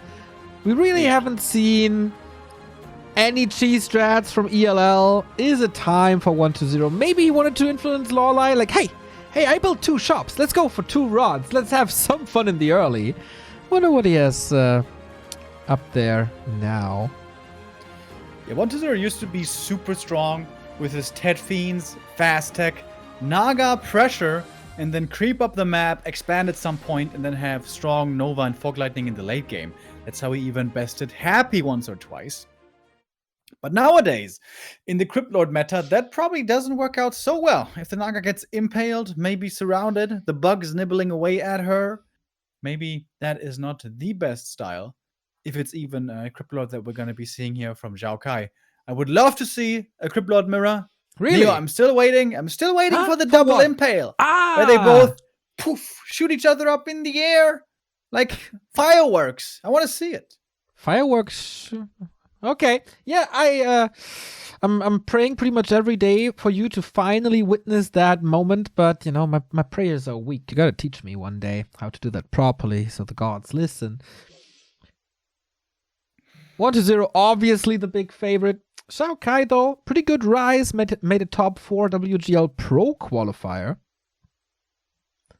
So don't underestimate him, 100%, even though he lost his battle to creeps on Gnollwood. But that happens to the best, to the very best. That can happen, can it? You know, Oh, what's that voice? Sometimes that's the way it goes. You know? Creeps are sometimes really, really tough to beat. Don't play that down, especially the one on Gnollwood and Last Refuge, obviously. I know. You live and you learn, Neo. You know, it's Absolutely. Life is a journey. It's about the path, not the destination. And yeah, you gotta enjoy the ride. Think about it. Okay, yeah. Nah, I'm not thinking about your philosophical BS. I'm not in the mood for thinking. We're gonna be here tomorrow. Next Sunday, we're gonna go to church together, Neo, and then we're gonna meditate. Meditate? Meditate, yeah. What church are you church in? is kind of a meditation in its own right? You sit there and you think about God and life and all the wonderful things in life, like. Yeah. Go ahead. No. So, Yeah. before I get off too crazy on a tangent here, there's also a lot of time for the players to consider what their next strategy is going to be. Undead Mirror, I think, is really fun when it is mass beetle madness. Not everyone is of that opinion, especially Spiral, who has been religiously commenting on my last 24 tweets or something. Ah, what's he saying? Is Yeah, he? I feel like I'm being stalked, Neo. If he's First time in my life. is he supporting you in like all the ways, you know, or that's what friends do, right? I wouldn't say exactly. I think he's memeing mostly. I think Patting you on the what he's back. doing. Good job, Remo. Everything you do is wonderful. That's what he does, right? That's how I know him from like his Twitter account. No? Yeah? Yeah, pretty Yeah? much. Pretty much. It is. Must be. That's the way it goes. That's also what everyone on Reddit does, right? Yes. Yeah. They are very interested in my opinions and support them very, very well. Well, we support more Warcraft, and if I interpret this sound right, we are going on to our last map of the Clan War. Can they close it out with a 5-0 and make this a 10-0 season? That is the undead color I was referring to. Shao Kai sharing my opinion here in the bottom left with a graveyard first. Holy fiends, alright. Wait, what? Yeah, graveyard. Is it the Fiend Crypt Lord expansion build? Maybe. Maybe. Yes. That is a ghoul build by 120. Hell yeah, that's what I want to see. No boring DK Fiend standard. Get out of that. Get out of here with that weak stuff. I want to see some ghouls. I want to see some Expo. Crypt Lord, Dreadlord. Alright, you know what? I would even allow a Lich, but no DK, please. Oh yeah, this actually might be a Lich. Did he play that recently? Against human, he did, but Yeah. not in mirror. Alright, cool. I like this. Well, we don't really know what it is yet. Ziggurat is finishing, and Lich it is. Oh, Mr. Remo the calls recently. As if you know what you're talking about all the time. I Oftentimes. have my moments sometimes. All right, so what's Xiao Kai doing? Honestly, of course he doesn't know he's facing Lich, but the best thing he could have against Lich might be DK to get level 2 with the aura and then pressure. Normally what you want to do against Lich is pressure early before he has level 3 and can dominate the map with that level 2 Nova and all that bonus intelligence. It's a Crypt Lord. Huh. How does that work against the Lich? Yeah, that's not a matchup we see very often. Crypt Lord Fast Fiends against Lich Ghouls. This looks like BattleNet 2003, early TFT days, where nobody was sure what was the right build yet. And this is kind of the state that Undead Mirror is in nowadays, kind of, where the perfect build for every map isn't figured out yet. Everyone knows on Echo Isles you have to go Crypt Lord Expo, and probably the same also on Terranos. But everywhere else, it's somewhere in between. It's not quite certain. And of course, as it is a mirror match, it comes down to a lot of execution. A player's forces are under And if 1-0 plays something, he oftentimes knows what he does. This looked very good versus human, and the replenishment potion will definitely help to stick around a little. Yeah, But it's gonna be a lot of mana. that's great. Replenishment potion, exactly what the Lich needs, where sustain is the problem for the Lich early on before statues. Can't you We see just... this more and more as well. Beetles and skeletons summoned right away for harassing. a player's forces are I'm not sure if it's good. I was about to say, you don't sound like you like that too much. He's not even scouting with it. He's just sending it across. Yeah, with Narrow Tower and Blight being a thing, how much can that do? I guess if he surrounds an Acolyte right away, it could be good. I think it's just a little bit distraction. Just, hey, I'm here as well. a player's forces are under Yeah, it's attack. definitely annoying.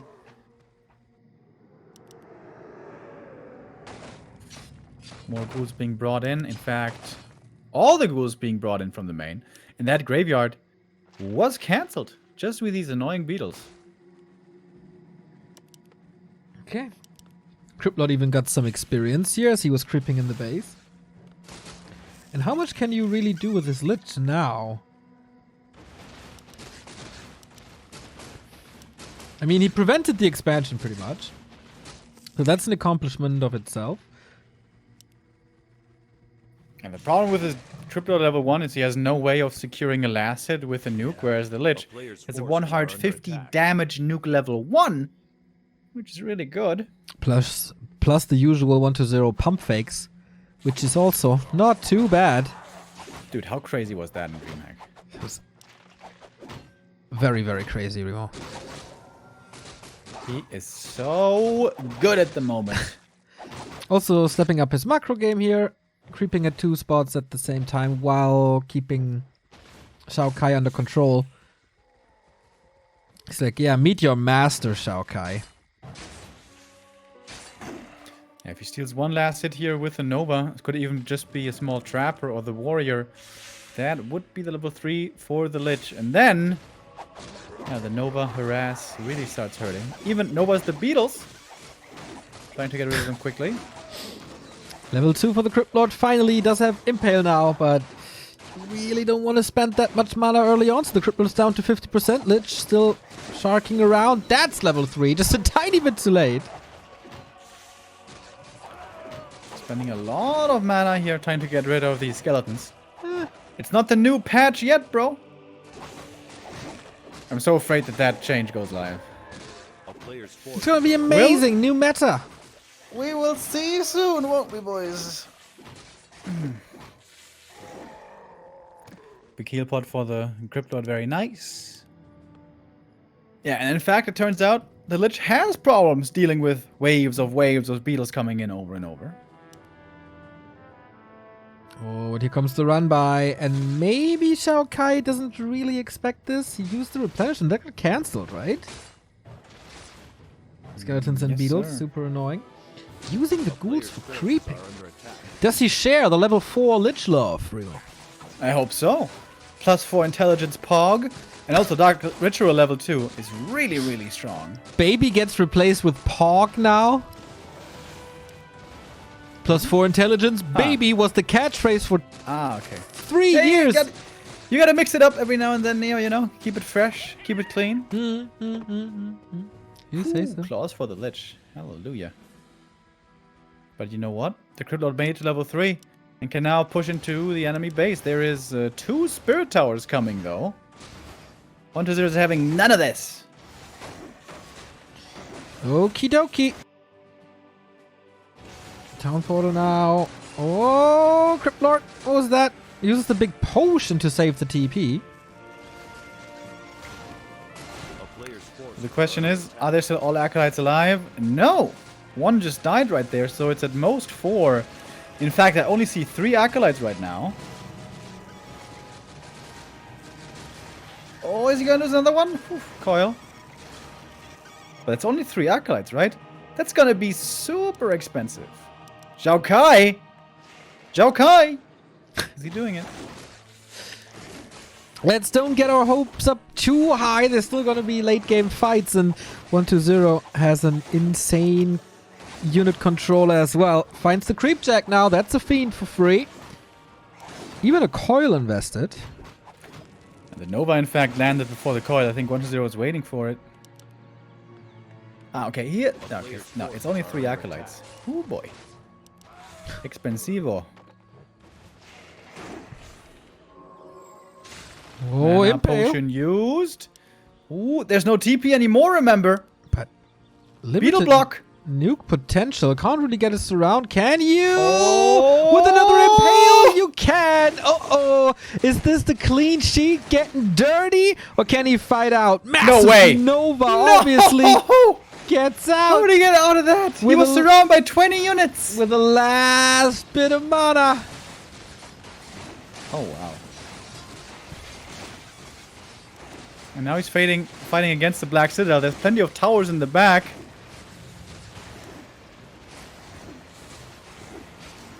And there's going to be an orb for 120 pretty soon.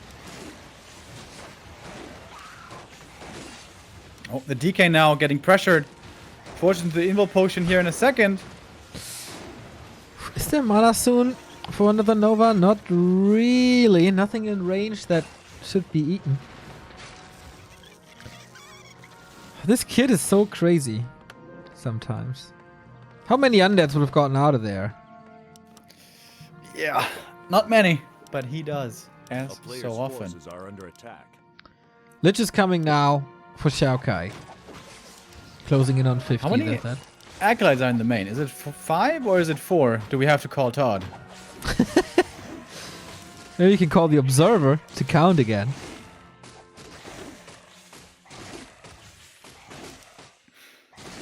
It's not looking bad at all for Zhao Kai. He's getting there with the levels. If he gets to 4, 3, 3 levels with Crypt Lord, DK Lich. Going for the red spot now. Like that he... Okay, 120 is constantly keeping tabs on him.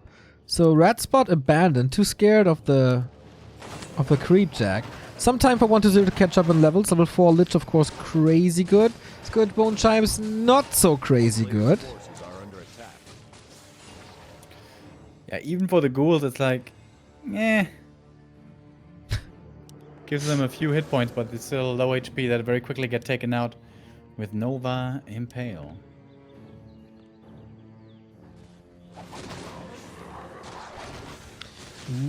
Okay, he's going I'm for feeling the that. Catgus pipe, bro.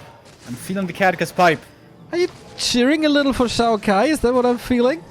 Yeah, Little why not? underdog hype? I was just kidding, of course. Let's go. Legion Doomhorn. Well, you kind of jinxed him. And now... Oh, Nova. Okay, takes out the first ghoul. It's gonna be so hard to make these ghouls do anything against Nova Impale. Yeah. Getting wept now. Dark Ranger third. Maybe he can just silence everything. And then there's a connection. A town is under siege. Are under attack.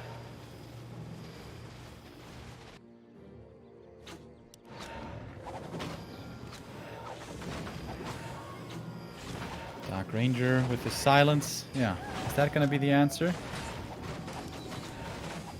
Quathalas boots! Hell yeah. Oh no, here we go again. +6 edgy for the Dark Ranger, bro. Beautiful. Shao Kai is getting the second red spot as well, but this time he might be heavily, heavily punished for that. There's an invul, there is a TP, there's decent levels. But is that enough? Is he just sniping the item and leave?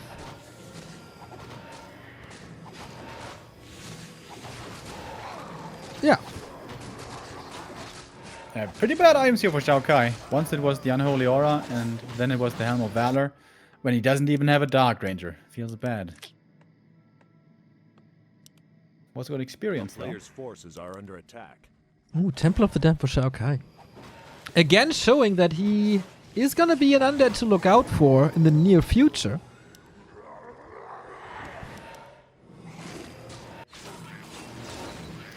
Yeah, 1-0 took the world by storm in Asia. The only top level undead who was able to compete there over the last 5 years, pretty much. Yeah, it was Is crazy. Shao Kai gonna be the next one? We went to WCA 2014 and some guy said to us, hey, this 1-0 kid, you should have an eye on him. And then 1 year later, he made it to the final of the first GCS and to the final of the second GCS, and he won the third GCS and the fourth GCS. So, yeah, all of a sudden he was a household name established and never really left that spot anymore. And fun fact, by the way, before that happened, Blizzard were heavily considering buffing Undead because they thought Undead was underperforming back then. How the tables have turned. But then Matt Morris realized, you know what? 1-0 is winning everything. I guess we're fine. That's how it happened. Yeah, it is. Don't you remember? That's literally what Matt Morris told us. Okay. I'm not kidding. That's literally what he said. Okay. Okay. One of the win tier, by the way, can always be a difference maker. And now let's see how good Shao Kai is in fights. Alright, good amount of destroyers here. Heal award, double heal award. Man, it's quite chaotic here, and that's for us as observers. In fact, 1-0 has way less supply. This is a great timing over here for Shao Kai. Cyclone up in the air, DK can't coil. At this moment, supply seems to be closing in a little bit perhaps, but it's especially 1-0 losing more and more. The DK in trouble! Invul Potion is there if he needs it, and he certainly does need it. Crypt Lord with the Invul Potion as well. Now focusing his attention towards the Lich. Lich is level 5. He has to be the carry here, with the Novas coming in over and over. Still lots of mana on the Lich. Did Shao Kai lose a unit?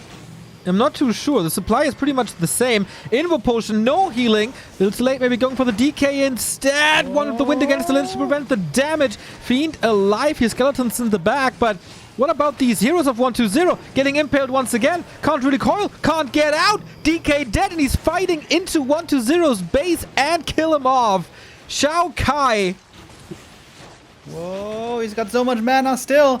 Plenty more Novas could be used. Nova. This should be Shao Kai's game. Oh, be careful with that Lich, though. Just explodes into ice shards. Is that the one mistake? He forces the TP out. 1-2-0 stays alive. Okay. He took a shot at the king, but the king didn't die. He survives with a gut shot wound, and now he's healing. Damn. Maybe got a little bit too greedy. Wanted to end it right there, but there was a way out. It's okay though. Like he didn't overextend so far as to give his advantage away. He still has an advantage. He didn't throw the game away. He hasn't had an option there to perhaps win the game. Didn't quite manage to, but he's still looking better. He's going to be level 5 Crypt Lord, level 4 DK, and level 3 Lich. These levels are absolutely ridiculous.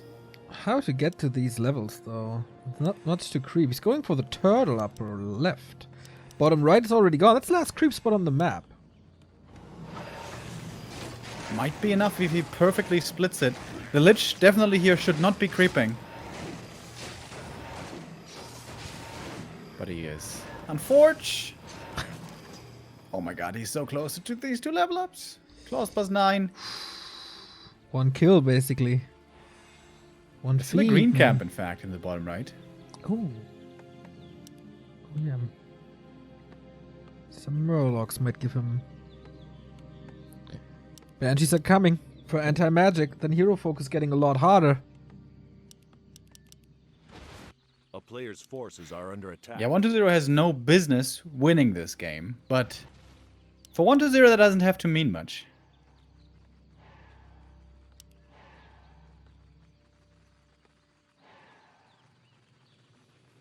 Six minutes until the mains expire. 50 supply. Shao Kai constantly in upkeep. DK gets level 4. Crypt Lord, is he getting level 5? Don't think so. Alright. A little triggering that the Lich was soaking up so much experience, but okay, it's fine, Neo, it's fine, I'm fine, no problem. You need, like, one of these balls to squeeze to release your anger sometimes. I have one of these rubber... Player's forces are under You seen the attack. camera? I have one of these rubber rings, which is no. for boulder training. All Good right. idea, Neo. We'll get there. Shao Kai 60 supply. Destroyer's Morph. There's mana on one of them. Still has a statue on the ground, Remo. Don't panic. There's gonna be regen. Oh, Lich exposing himself to get focused, but that is intentional, trying to bait mana out of Zhao Kai, but here come the webs now. The destroyers are caught on both sides. Silence the coming kill. in, preventing the next round of spells, but of course can be dispelled by the mass destroyers. Lich was half HP. Fiend's starting to fall. This level 3 Nova Yep. definitely doing good damage, but so is the Nova on the other side, along with the Impale. 1-0 completely out of mana on his Death Knight. No more coils for him. Silence There's a level as up well. there somewhere. May have been the Crypt Lord. 1-0 just got rid of 10 supply while losing pretty much nothing or immediately rebuying it. So reinforcements are coming in. Lich still in trouble. Gets a little bit of healing here from that DK. Feels like 1-0 wants to reposition a little. Destroyers getting Oh. taken. 10 supply lead for 1-0 and going for the DK now. Are you kidding me? He transferred the item but wasn't able to use it. 1-0 was dead to rights in this game, but he fights his way back. Just- GG is called. What a god, dude! 25 supply swing in a mirror fight. Yeah, that was completely ridiculous. He Crazy. never... I think there was Crazy. never a second where he was not at 50 supply. He lost something, boom, reproduce, bam, there it was. Fighting next to an undead base. And having a crazy god-like execution. Yeah, definitely Oh. botched fight by Zhao Kai there. There's no way you should waste Nova and Impale on the enemy Lich when he has Invul and DK to back him up. But, you know, he felt he was far enough ahead, but 1-0 says, no, no, no, my friend. My young Padawan, not so fast.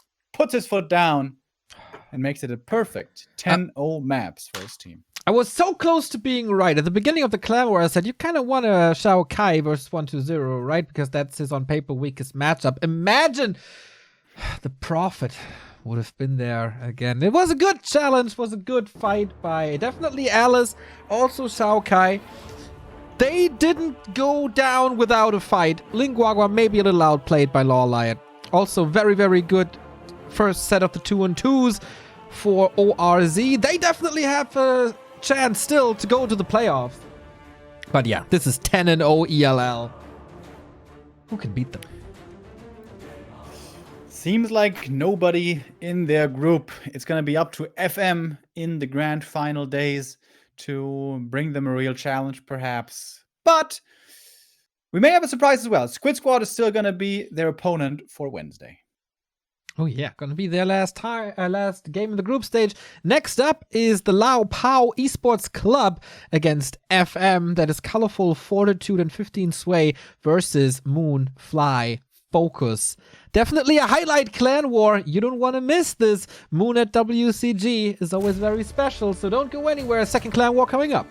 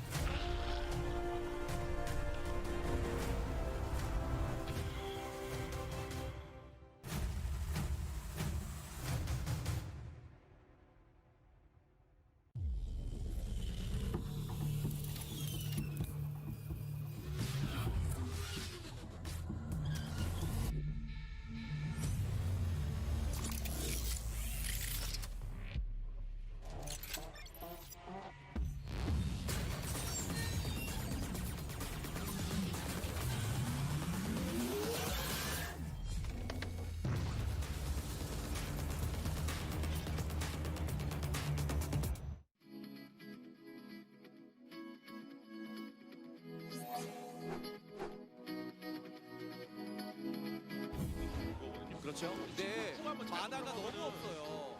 아, 골 줬는데 이거는 아, 사망할 것 같은데요. 아이고. 아이고. 이라기보다는 네, 잠깐의 스펀이라고 봐야 되겠네요. 뭐 그런 것도 있긴 하죠. 릴레이니까. 네. 자, 들어가요. 역시 들어가요. 좋아요. 아니, 막 앵클 그렇죠. 정말 잘 피하면서 네. 힘만 넣어주면은 야, 이게 말도 안 돼요. 말도 안 돼요. 됩니다. 아이고. 자, 힐스까지 써주면서 일단 자, 버텨줍니다. 첫째까지가 너무 좋아요. 근데 위치가 힐링, 스크롤들 약간 스킬 써주고요. 이거 아, 오히려 사망. 막히면서 리루 없어요 지금. 리루 한 발. 이제. 근데 나가시가 차라리 지금 주는 게 낫네요. 차라리 1대. 네, 차라리 1이고. 잡았어요. 이게 영락시죠. 무하단으로 와야 돼. 그러면 자, 이게 이페일 다시 하고 어마어마합니다, 아까 말했던 이페일이 문제예요 이거. 네. 네, 많아. 와, 엄청 빨렸네. 와, 위력을 띄우고 이거. 네. 자, 와. 슈슬링이 많이 없기는 한데 마무리가 되나요? 팀들이 때리는 것 때문에 딜이 좀. 그래. 트레드도. 세워서. 자, 다시 내리고. 태워. 상대가 못 사게. 나만 쓸수 있어. 볼트 한 발 더 있지 않나요? 볼트? 잠깐만. 다시 내리고. 아, 막았다가 때리려고 그래. 와, 엠싱 뭐. 보자. 볼트. 오히려 볼트 안 되게 잡아. 세상에. 야, 그 사이에 노지도. 야, 이런 거 좋죠. 자, 이쪽 지역 근데 불매가 전사했어요. 아이고. 피를 주지 못했죠. 위치가 위쪽이었었네요. 야, 이게 뭐야 이게 뭐 기사들끼리만 붙어요. 야, 이게 진짜 마키한테 만화 이미 다 줬거든요. 자, 계속 뒤쪽으로. 5레벨. 아, 이거 차이 넣었어요. 자, 근데 자, 이제 뭐가 무슨 뭐 이상한 조그만한 뭐 해성들 날아다니는 그런 느낌으로다가 뭐 판넬 같은 거. 그냥 왔다 갔다 해요. 아무튼 로커스트 수업이에요. 갑자기 뉴타입이 된 느낌이죠, 이 친구가. 아, 뭔가 뭐 운전할 수 있을 것 같은 그런 느낌. 포탈. 포탈. 에이크 넘겼어요. 자, 그러면서 싸움이세요. 마키 예. 잡아주고. 핀들가 아직도 죽지를 않고 있기 때문에 네, 범위가 있는 거예요. 거리에요. 그렇죠. 이게 점점 작게 나갈 거예요. 와! 그냥 이런 호흡이죠. 마킹의 위치가 제대로 안 보이기 때문에 근데 이 병력은 일부러 한번 들어가 봐요. 찍으면서 빠져도 야 이거 무기를 써야 되겠는데요. 먹어서 나와야 돼요. 원하자가 안 돼요. 한 마리 먹어서 없어요. 나와야 돼요. 잠깐만 이상한 진짜 와버렸어요. 기가 막힌 체니코의 움직임. 크랩. 와 뒷라인 아니고 아래가 못겠는데 이거? 자, 맞아도 또. 안돼 디토 샤워 자, 이페인. 와 맞아도 가요. 맞아가 녹아요. 뒷라인으로 맞아 빼고 이러면 치면 되겠습니다. 자 이페인을 살려주고 키스. 그리고 이페인 벗어 끊겼다. 아니 끊겼어요. 이러면 더 이상 계산가 없나요? 와 됐어요. 마라본 살려서 좋고요. 그리고 4번 그림이 됐어요. 네. 양쪽 그 오크 나인테프 이제 포커 선수하고 강재 선수의 병력이 전부 다 만만치 않은 병력이거든요. 맞아요. 한쪽을 쫙 때렸어요. 자 할수 GG. 단타 교전이 자. 퍼지. 자, 라이트닝 실드 걸면서 안쪽으로 파고듭니다. 자, 밑에 거부터 못 들어오게. 밑에 거부터 자르는 게 좋은 플레이예요. 자 일단은 이페인. 근데 병력이 꽤 돼요. 됐어요. 됐어요. 와, 됐어요, 전사. 아니 요거 라이트닝 실드 한번. 자, 라실 받고 지금이에요. 찍고 타이밍. 요거는 제일 라이트닝. 자, 이거는 이러면 오크가 잡습니다. 어떻게 물렁대는. 아크메이지 조심. 아크메이지 아무도 없거든요. 잠깐만요. 아크메이지 뒤에 뒤로 셰플리. 이거 사망이에요. 이 코인. 엄청나게 화려합니다. 네. 자 못할 팀이 좀 노는데 위치를 잡기 위해서 어쩔 수 없었죠. 비드 한 마리 4개. 브리스트까지 4개. 쌍도 갔어요. 자 그래도 더 봐야 돼요. 이거. 자, 임페인도 6레벨 찍으면서 로봇 선수. 네. 자, 프린트 할 거. 자, 버텨줄 수 있나요? 걸레. 그래 들어오면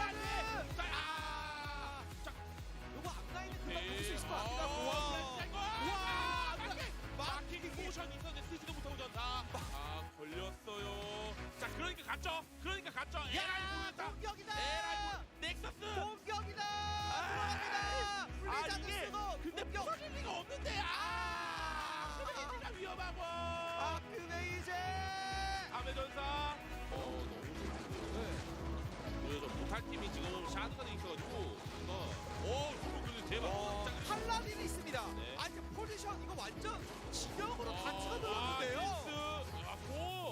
땡땡땡 땡땡땡. 마셔. 대형 1, 포션이 있긴 있는데 MC로 당하면 마셔도 죽어요. 이러면 하이드. 무섭고. 네. 자 그래도 크레인저 연사. 이러면 저스트. 너무 어려워졌어. 영다 죽었어요. 안으로 갔나요? 아니 한게 아니고 도망갔다고 봐야 되나요? 도망갔다고 봐야죠. 네. 그나마 아처의 숫자가 좀 있기는 있습니다만은 힐링 웨이브가 가능하기 때문에 이거 너무 자 다른 영웅들도 그 꼴 당한 거예요. 곧이 바로 핀노드였죠. 곧 죽을 용신입니다. 네. 아이고 데스나이트. 지금 저 파란색만 뜯고 왔거든요. 지금 보니까. 그는 약간 그거 같아요. 지금 식당에서 메뉴 나오듯이 자 두 번째 데스나이트. 이거 못 막는 타이밍이에요. 그렇죠. 애초에. 이게 저 타이밍인데. 이게 볼텍스. 다른 치. 맞아 잡아요. 맞아봤는데요. 지금 우측에 업데이트가 확실하게 지금 맞아 점사. 지금 그리고 힐링 스프레이를 방금 전에 마다 쪽에 많이 던져가지고 슈만 쪽이 완전히 녹았어요 지금 방금. 이렇게 때릴 수 있을 만한 유닛들이 생각보다 이렇게 많지는 드라이어드밖에 않아요. 없어요 지금 현재 네, 많지가 드라이어드밖에 않아요. 못됩니다. 그래서 블리자드의 힘을 믿어볼 수밖에 없겠죠. 블리자드. 블리자드가 해갑이었나요? 칩트. 근데 이게 자 영웅 때리겠죠. 버티나요? 디스펠. 힐 받았어요. 근데 마킹이 쿵 던져가지고 방금 이제 자 치트는 아무도 못 다크메이즈. 전사.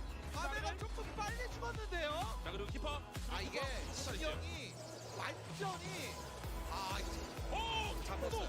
네. 포탈 못하고 잡히고 잠깐 이렇게 되면은 일단 버텨보려고 노력합니다. 점사 안 나가게.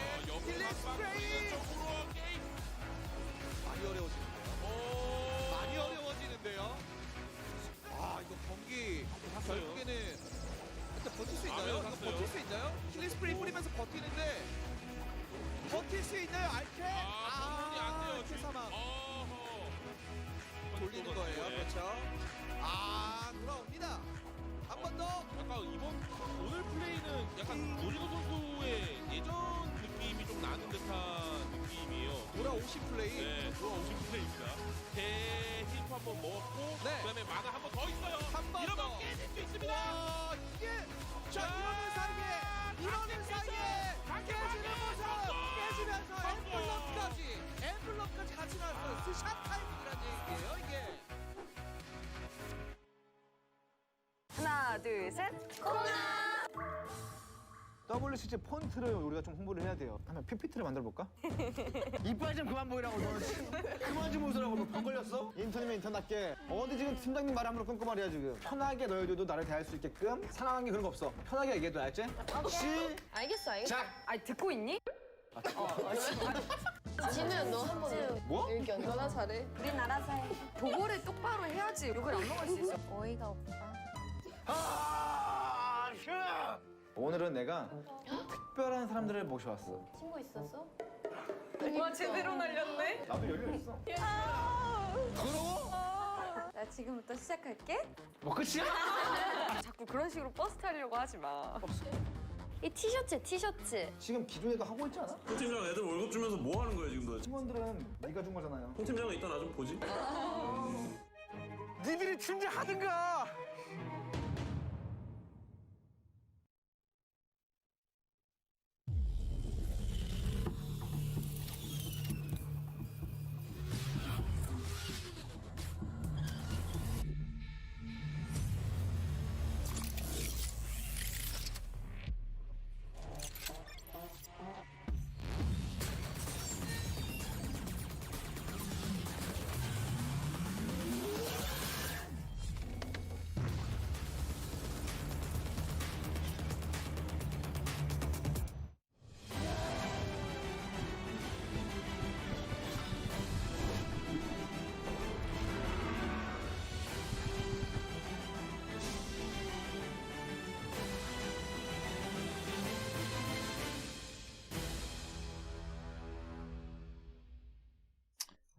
Welcome back to the World Cyber Games. The Warcraft 3 team event is on the way.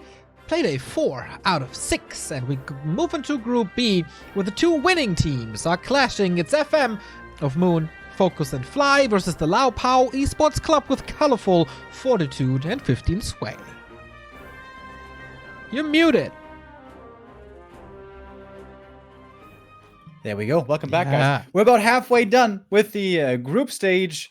And of course, it's all about qualifying the top two for the grand final event. And these two teams that we see here seem to be the top favorites in Group B. FM with a 5-0 scoreline, very convincingly were able to get their first win. LP also with a win on the first play day. But that was really close, wasn't it? It was a 3-0 to start off the clan war, but then the old boys came back, made it a 3-2, which could be very relevant for the point standings at the end. Whoever wins here, with then being at 2-1, is going to have very good chances of making it through. Yeah, I think it's very safe to say that whoever wins here is through. Not exactly. If old boys also win, and then the other team wins, and it could be a 2-1 in the end, and then it's going to come down to map score. Yeah, for that, FM has to lose 2 clan wars, though. It's not too likely with having Moon and Fly and Focus on their team, but in this team leagues, you really, really never ever know what's going to happen, especially with the X factor that is 2-2. But we've seen that Moon is not only the greatest one-on-one player that this game has ever seen, but he's also adjusting to the 2-2s. So let's go into the graphics here. ELL already pointing out that they are the #1 favorite for this league, with the second 5-0 standing at 10-0. This could be the case for FM as well. Yeah, absolutely. And with their performance last week, they gave us good reason to believe so. However, it's a very strong team they're going up against. Not to speak negatively of ORZ, but LP is certainly quite a bit stronger. With Fortitude, a really good human player, 15 Sway, a very talented young player, and Colorful, possibly in the shape of his life. FM cannot be too sure there's going to be an easy clan war here. In fact, not even a victory is for certain. I think the 1v1s here are definitely a little bit in FM's favor. Not by that much necessarily, but it's not only about 1v1. It's also about the 2v2s and how well are they practiced. What strategies do they have prepared? Are they of the same caliber as the opponent? Yeah, LP Club had one of the best 2-2s in the world, not only in WGTL, but also in the Gold Team Finals in January. But that was mostly Fortitude and Shao Kai, and Shao KK, sorry. Shao KK is not part of this lineup here, so one of the brothers is missing, and let's see who can step it up. Is it going to be Colorful with more 2-2 experience? Is it 15 Sway, who was seeded quite a bit so far? I think Moon, Focus, and Fly, they all know what 2-2 is about by now. Yeah, it seems like FM might be very predictable in their 2v2 though, right? Is Yes. that something that perhaps LP can predict? It feels like it has to be Moon always. Moon and Fly and Moon and Focus. Because the Orc Mirror combo, not really something that usually works out. So here we see them. Moon and Fly stepping into the first 2v2 up against Fortitude and 15 Sway. Fortitude with the rifles, the Orc in front. We have seen that plenty of times before with good success. But Moon has been quite impressive in these 2v2s as well. And we have to mention 15 Sway is off racing in this 2-2. He's not playing his usual Orc or Night Elf. He's switching to Orc. We know that he's very, very talented with a lot of races, but is it enough to play this strategy?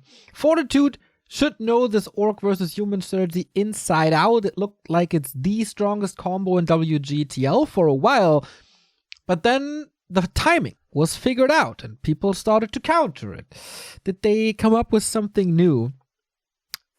That's the question here in the first set, starting on Twisted Meadows as always. And yeah, it is a very predictable 2-2 for FM, but it's also a very, very, very strong 2-2 for FM.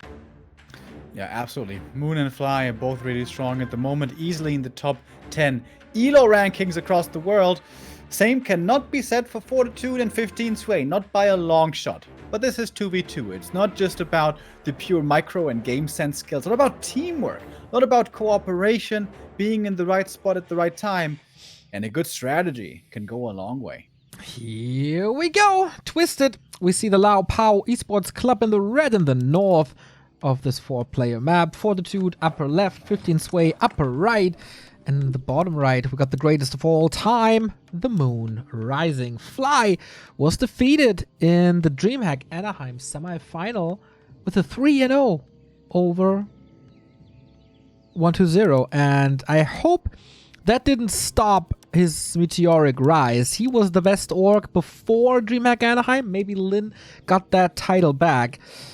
I really hope he's not demotivated by that semifinal yesterday. Dude, this is an instant militia scout running across the map. Is he hoping to be able to get an Ancient of War cancel? That's a big gamble, but guess what? The Ancient of War is right there. Doesn't call the creeps, though. Building a farm, rather. Interesting. Wait, if he sends the militia so early and doesn't pull the creeps, what's the purpose?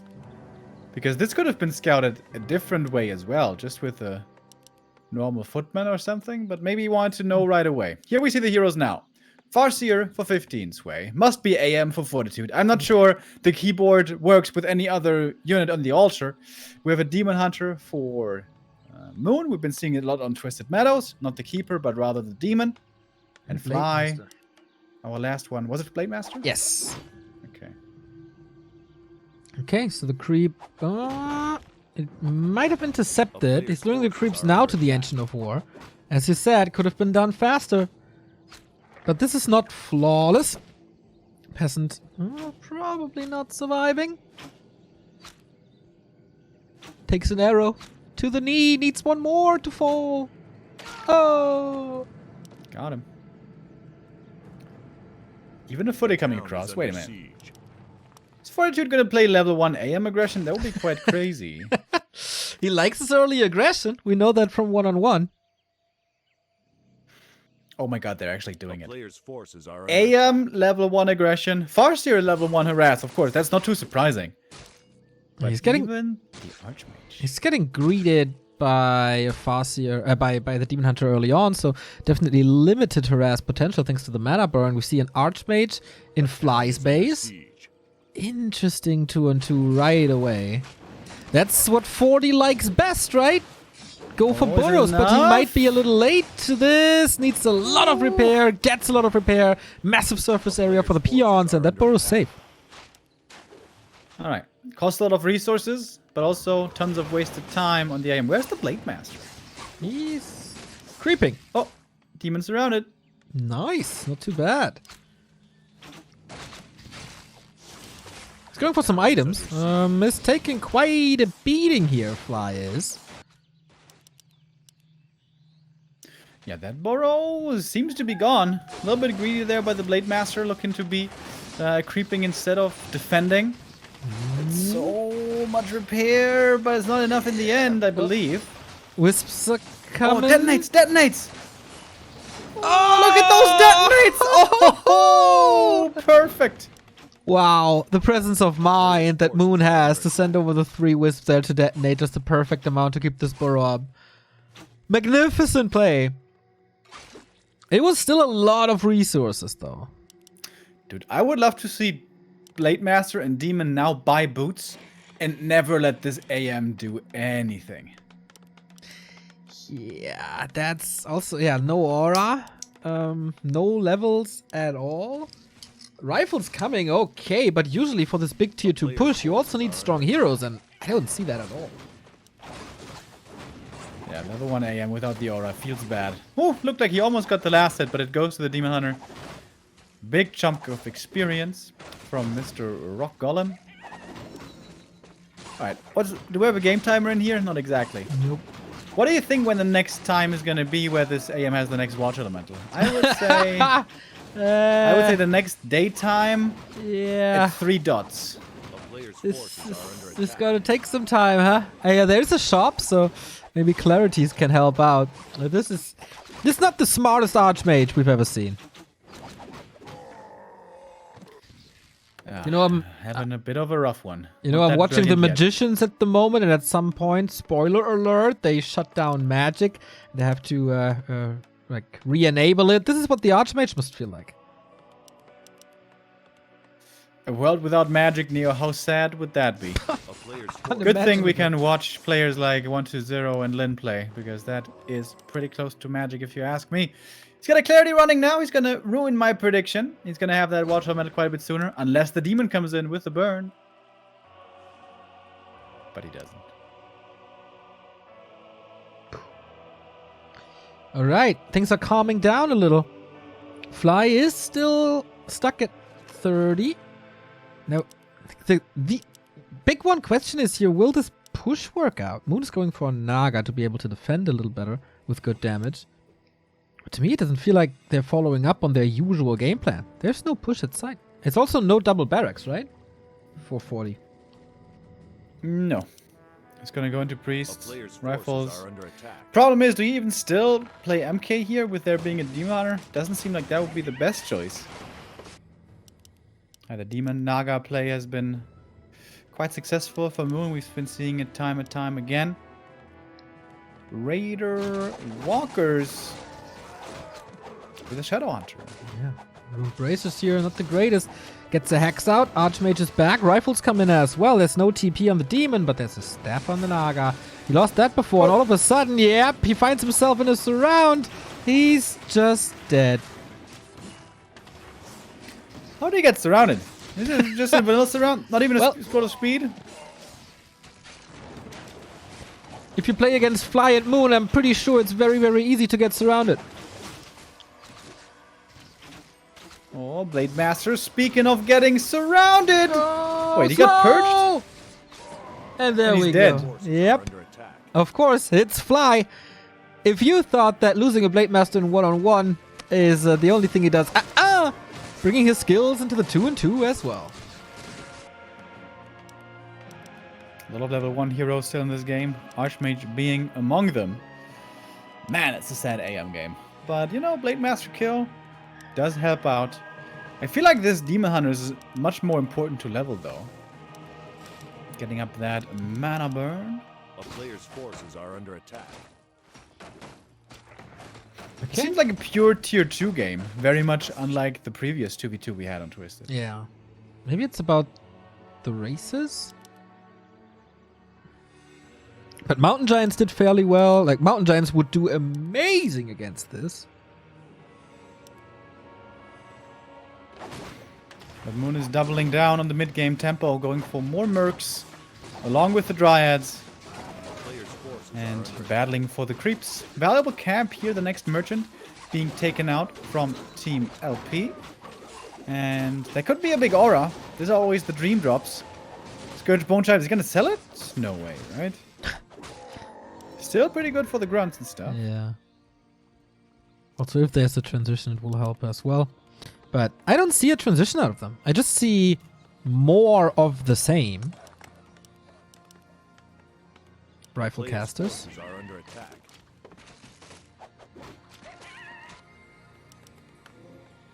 Yep, just pure tier 2. If someone is playing tier 3, it should be Moon, I think. Yeah. That's about it. And how cool is it to see Moon teaming up with Fly? Like, kind of a match made in heaven at the moment. The only better thing would be Moon and Lin, I guess, but for that we need kind of a nation war. Player's forces are under attack. And even then, why would you swap the team of Lin and Lawlight if they have practiced so much together? Yep. Lin Lawlight 120, dude. That is a crazy team right now. Yeah, I think the only chance to break that is indeed a nation war when 120 is forced to play with a different team. Another lab creep here, going in the top right to 15 sway. Still hoping for that big aura. Player's forces Devotion are under aura, attack. flute. That's what they want.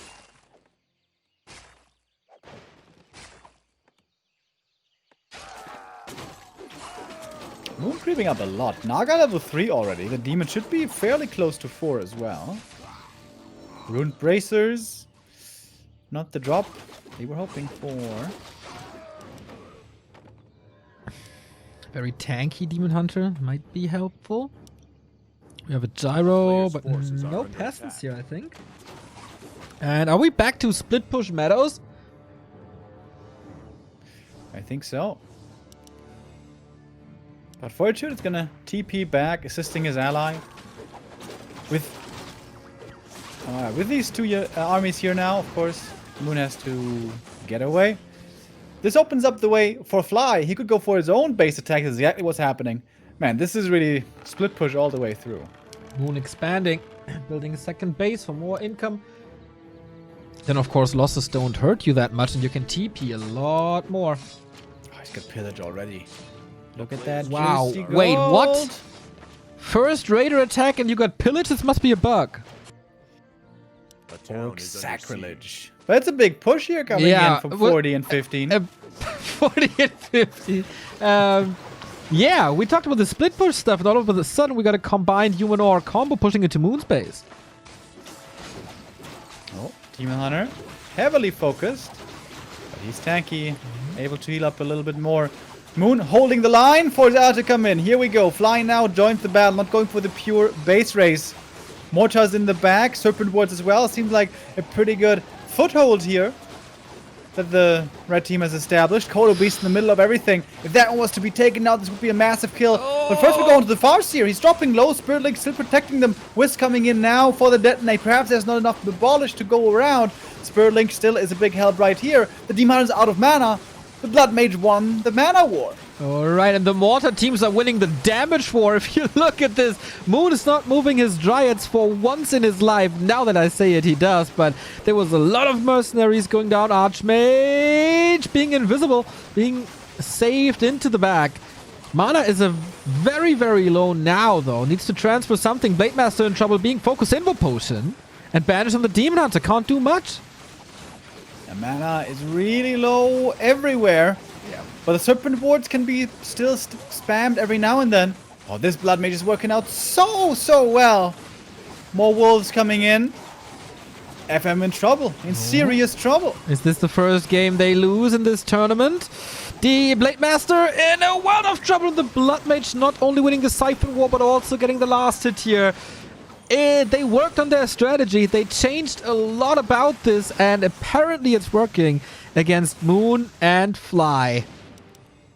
Wow.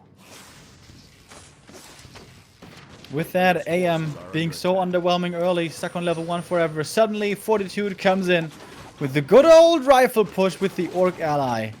The Blood Mage making all the difference in the world. Moon Like the not G-Man giving used to say. Moon not giving up this fight, but he might be forced to TP out here soon. Okay, Naga has a staff. Really wants this Archmage. Just having mana constantly on this army is worth so much. Moonwell should be dry by now. Hard to see at the moment. And they got them in the guillotine headlock right now. They're not tapping out yet, but the airflow is being reduced. Is being quenched out over here. Little by little. Being brought closer to the mat and closer to submission. Wonderful Oasis reference there, Mr. Remo. Of course, that was on purpose. And now... What? I was talking about MMA. There's an expansion still, so I guess that's why Moon doesn't want to give this up yet. Fortitude, 58 supply. Looking good, looking strong. Looking hot, looking spicy, okay. Moon is supply blocked now. He still has his second base, so can transfer resources for a bit, but his production is killed, his regen is killed, and from the looks of it, his ally was killed as well quite badly. And his tech is gone as well. These mortar teams, for me, the MVP. Yeah, absolutely doing a good job there, even A without player's frag forces are under shards. attack. Even tier 2 mortars can be good. Sometimes in Warcraft, it's not about the ultimate armies, it's not about the ultimate hero levels or items, but it's about pushes. And timings. And this is exactly what was happening here. That's another push right here. More raiders. That's a lot of gold, by the way. Look at that. Pillage, Doneros. Force the TP back. Fly Kit certainly can't take a fight here without a Blade Master. Pillage the village. Oh yeah, that worked out for a while. But the police is ready to arrest these thieves. 40 is breaking up. Keep still dealing with Moon's Demon Hunter.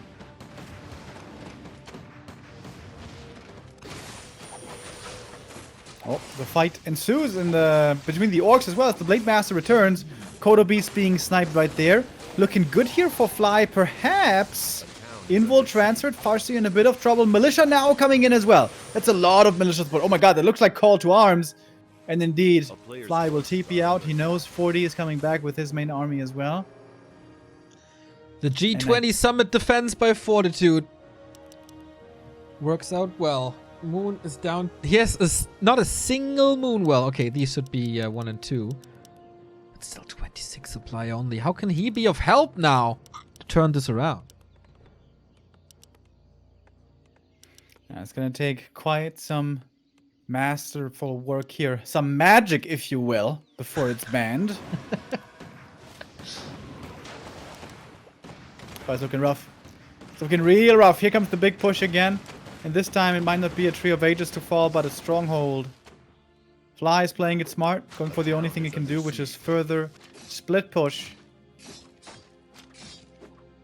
The rat style. The rat style is back indeed. Moon is trying to play a Moon Meadows game, expanding everywhere. Trying to get an advantage that way on the left-hand side. We see a second one. But yeah, Mortars, man. Again, adding so much pressure to this. Barracks down. He can't get the stronghold, though. He's needed home. Oh, boy. Oh, boy. This close. This close. This real close. It's down. Oh, wait, wow. where are all the rifles? Yep, they're You not only here. TP'd with the heroes? Oh, 40. What? A mistake. He's killing Fly's base, but he's losing his heroes. He's got 1 million banishes, though. Maybe he can survive until the army arrives. Don't tell me this was on purpose. Look at the banish. And now the army's back. Oh my god, he actually survives. Crazy. Archmage levels up to 4. Both heroes at 50%. The Shadow Hunter would do wonders here now. Oh, but there's no help. Rather, a Demon Hunter just killing him off. Wait a minute. Wait a minute! Is dead too. The mage! Oh no! No! What's happening, Remo? Are they winning this freaking game? Oh, 40! TPing without his army. A town is under siege. Not too Lindsay got a main. fortunate here, huh? 1,200 gold as well. 15 sway just gave it all over to his ally. Oh, they just bought so much time for themselves. Yep. That is 2 expansions working. It's 1 base, 2 base. In favor of Moon and Fly. Alright, but what's the standing armies right now? Moon still has pretty much nothing. It's only the heroes. He's preventing mining right now. That's also pretty damn smart. A town is under siege. There's 0 mining. 0 mining, and they're not making a new Great Hall. God. And now Fly is going again into the main. He's gonna kill the altar. This And is FM, they can afford to give up the space. Yeah. This is 33 years of Warcraft experience combined by Fly and Moon. Wow. And this is Fortitude making a game-breaking mistake. Yeah, definitely big error by the Chinese human. But also, sick comeback, man, by Moon and Fly. How good must it feel to win this kind of game? Yeah. Yeah, this is absolutely wonderful. Cancels the Blood Mage already. Archmage won't see the light of day from that altar either. They're killing reinforcements. Okay, both heroes back from the tavern. That's an expensive tap right there. A player's forces are under attack. Gonna pay it next month when the salary comes in again.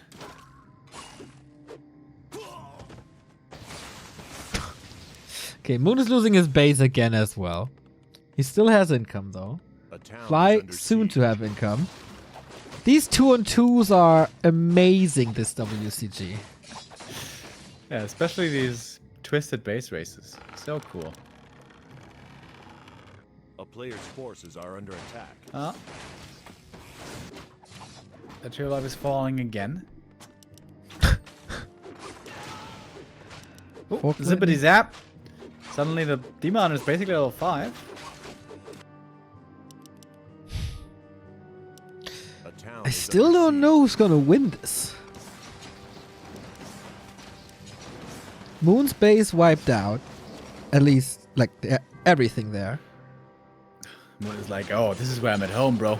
It's gonna expand everywhere. What a typical Moon fly game, right? The Orc is losing his first hero, then wins with Rad style. Moon is planting trees of life everywhere. This is just their signature play styles combined. I would love to know how much pillage money Fly made this game. Yep. It must have been a lot. Yep. That upgrade was worth Town it. is under siege. A player's forces are under attack. Okay, so now what? Fortitude has 15 supply.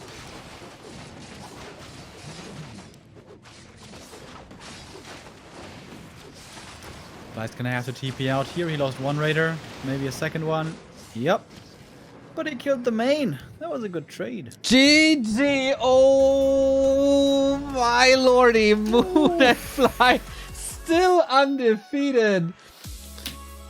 But they were sweating bricks in this 2-on-2. If not for Fortitude, they're probably gonna lose this. I don't want to take away from the genius and of the strategic mind of Moon and Fly, but what a throw by Fortitude. By the one who's supposed to be the team captain and experienced player. Yeah, that was definitely... That's gonna haunt him, dude. He's gonna have nightmares about that today. Tomorrow he's gonna tell his therapist about it. You know, it's not a good time, man. Something like that you can carry around for a while, but hopefully his teammates now step up and can lift him out of that little dump that he's parked himself in, and can be like, I don't know, you know, happens, whatever. We had a good game anyways, and there's still a chance to win here, but also a chance squandered on the first map. Let's be honest. FM, they are very much on the opposite side of things. This feels great for them. These wonderful, impossible comebacks, those are always the greatest wins to achieve. And it's high spirits now for FM as we move over into the 1v1s now. For our first map, Echo Isles, the question is, who's going to be seeded? Yeah. That could be a human orc. But do you, like, you can seed Focus, for sure, can seed Fly. Do you want to seed Fortitude now? Is that already predetermined? I don't know. I don't know what to do. This is rough. This is real rough. 15 they have to- Sway versus Fly. And they have to do all the seedings before the clan war starts, so it was 15 Sway. Determined here now against Fly. And I'm kind of surprised to see Fly here. Well, I guess you have two orcs anyways. But in general, Echo Isles... Wait, he's playing Night Elf, though. He's playing Night Elf. Yes. I thought he was human again, mostly. Well, you never know with 15 Sway. Big strength of the player. You never know what he's going to play. We have literally seen all 4 races by him in professional tournaments before. Do you know if they have to declare their race when they're I don't know that. Weak I preparation. imagine they have to do it beforehand as well. But I'm not just 100%. Would be funny, though. That would be a big plus and a big reason to go for 15 Sway over Shao KK. Yeah, Night Elf versus Fly, though. Very, very few were able to beat him this year. And if they did, their name was mostly Moon and Law Lion. Yeah, and even those Fly was able to overcome. Moon with a 2-1 and Lawlight even with the 3-0 here in WCG in the group stage. And Echo Isles, I think, is one of the tougher maps for Night Elf. If the Orc has a small opening, the Keeper can run into trouble really fast when he's not able to level. We saw a really cool opening earlier by Lin, which I wonder if Fly is going to do the very same copy of, or if perhaps he wants to show us that he has an even better one. You know I what? imagine it's hard to find an even better one indeed. But Echo Isle is usually quite good for the Orcs, as counter-expanding and leveling Shadow to 3 there is pretty reliable. And also, There's no third base for the Night Elf to go to, and time pressure will be on the Night Elf to make something happen. We We'll saw see if that's going to be doable here for 15 Sway. we saw Lynn versus Alice, and Alice made it really, really close. Just made a couple of macro mistakes. Otherwise, that was a cool strategy. Can 15 Sway learn from that? Is he taking a play out of Alice's playbook, or is it going to be something completely different? The beauty of Warcraft 3. It can be a lot of different stuff these days. So we got 15 Sway for LP in the upper right and Fly for FM in the upper left. FM now 6-0. Neo, I don't know if you know, but over in Milano and Paris, Orcs have started going a lot of lumber early. We can see here the peons are on lumber, not all in the gold mine. It is the fashion right now, Neo, because it's very fashionable indeed to go for a shop early, barracks and shop quickly alongside a tech, sacrificing a few gold coins.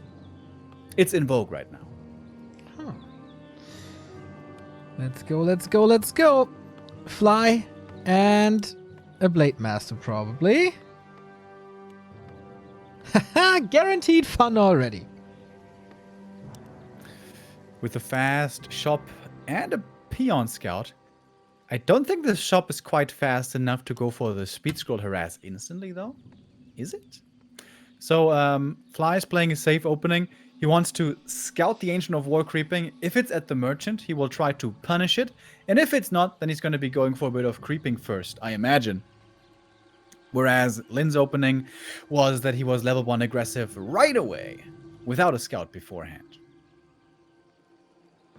A player's forces Okay. are under attack. Yeah, it is a little different. It is a little bit of a more peaceful early game for 15 Sway. Let's see if that helps him.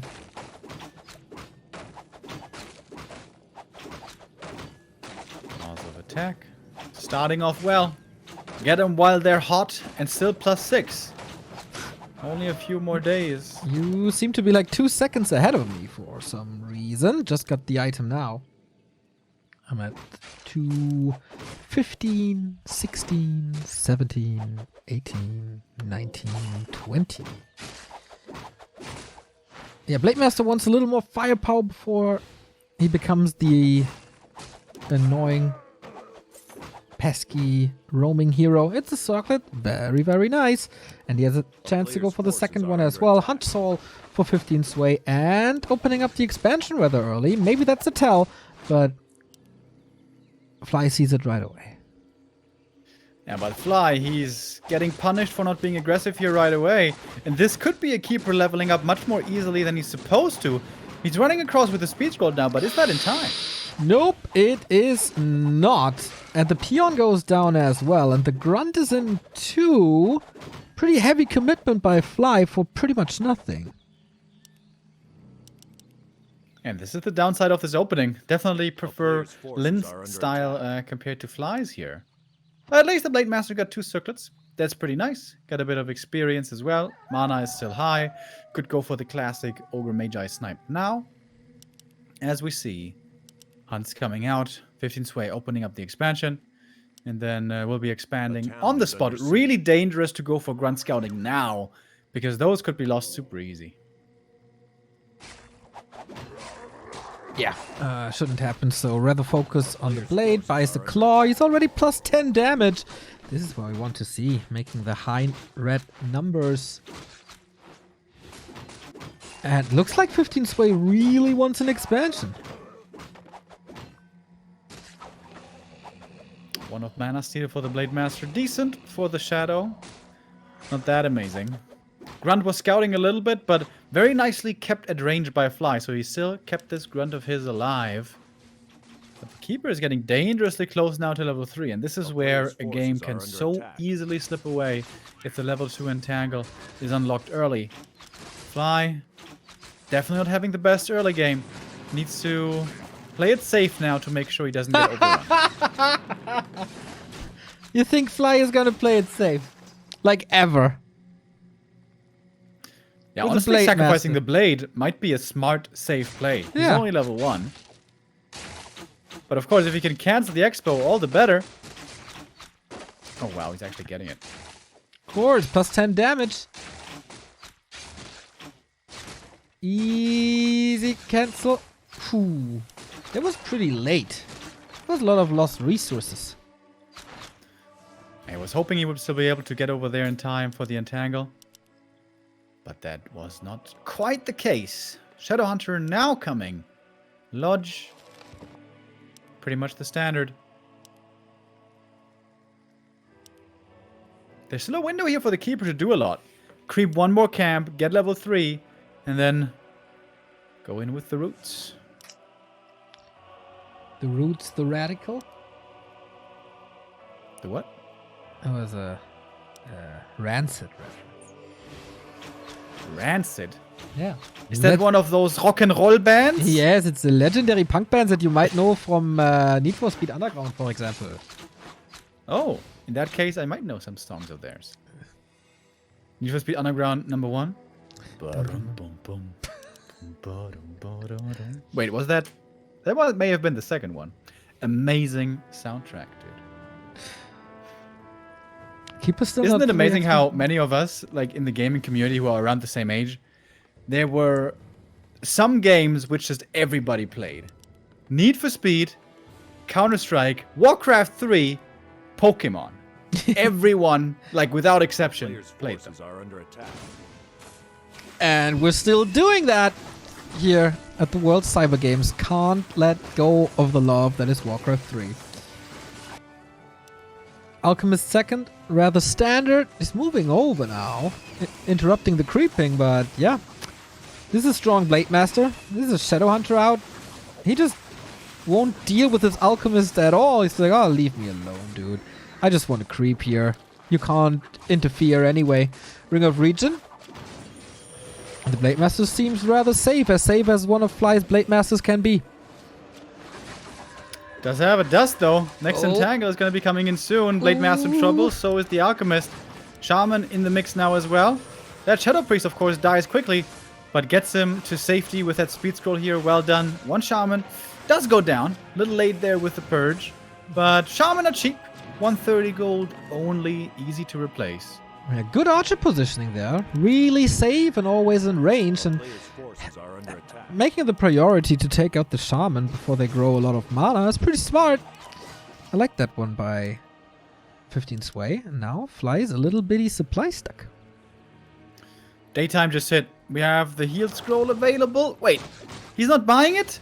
Oh, going for the Alki Alchemist as Fly, well. the Madman!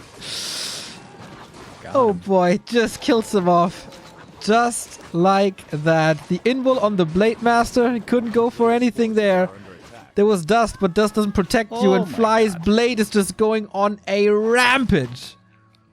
Yeah, I went for the invul over healed scroll there so he could pop out of the entangle and get that kill. Wasn't even required. In the meantime, Shadow basically reaching level 3, getting ready for the counter expansion. Whew. Fly showing the young talent who's boss here in the mid game. Yeah, the veteran seriously taking control of this game. After the initial expansion cancellation, not much is going 15 Sway's way. A player's The fight forces on the are left-hand side was kind of nice, but not overwhelming. I think Fly saw the Invis play over here. Knows that there might be an Expo cancel attempt coming in. A town is under siege. Keeper reveals himself. Does he have the damage for this? Claws? Maybe.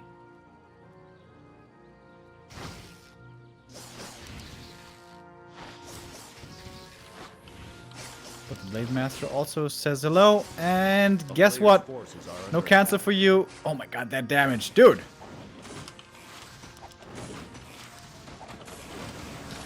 Okay, he's trying to end this already or buy more time. It's just, what can 15 Sway do really against this? Snake Pit is open, mercenaries are there, Blade Master bringing the damage to other heroes. Blade Master is also, or supposed to be safe with the invul here. No! Heal scroll. No need to fret, Neo. Everything's under control. Yeah, of course. Invul coming in. Shadowhunter save. Blade Master. Well, wait a minute. Yeah, on the level up, dude. Fly really playing with the meme. Does he want to prove that he can have a game where he's not losing the Blade Master? He's playing with fire. But he's got the fire under control. Just like me when I was a little arsonist as a kid, always with matches around. Nothing really ever went wrong. Apart from that one time in the chicken coop, but well, that's neither here nor there. Falling back now towards the expansion, which is close to done. Good exchange over here so far for Fly. Everything is still hurt, so that's kind of scary. He can't really take a straight up fight, so wait a minute. 15 sway, he should be able to get this expo cancel, I guess. What's left on the tank from 46 supplies? Not bad. Fly is benched for quite a bit. Yeah, cancel it is.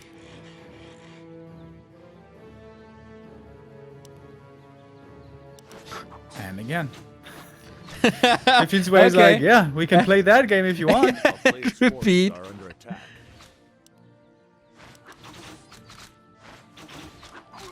Not Like the anymore, day though. after He's had tomorrow. enough. I've seen that before. No, wait, that's not what I mean. What am I talking about? The Edge of Tomorrow. That's the one. Is that... Oh, I don't know. I didn't That's see where any Tom of this. Cruise saves the world. So Oh, that one movie where he saves the world. Oh yeah, now I got it. Every Tom Cruise Now movie. I got it. It's the good one though. It's the one. It's the good movie where Tom Cruise saves the world. That's rare. He doesn't do it in Tropical Thunder though.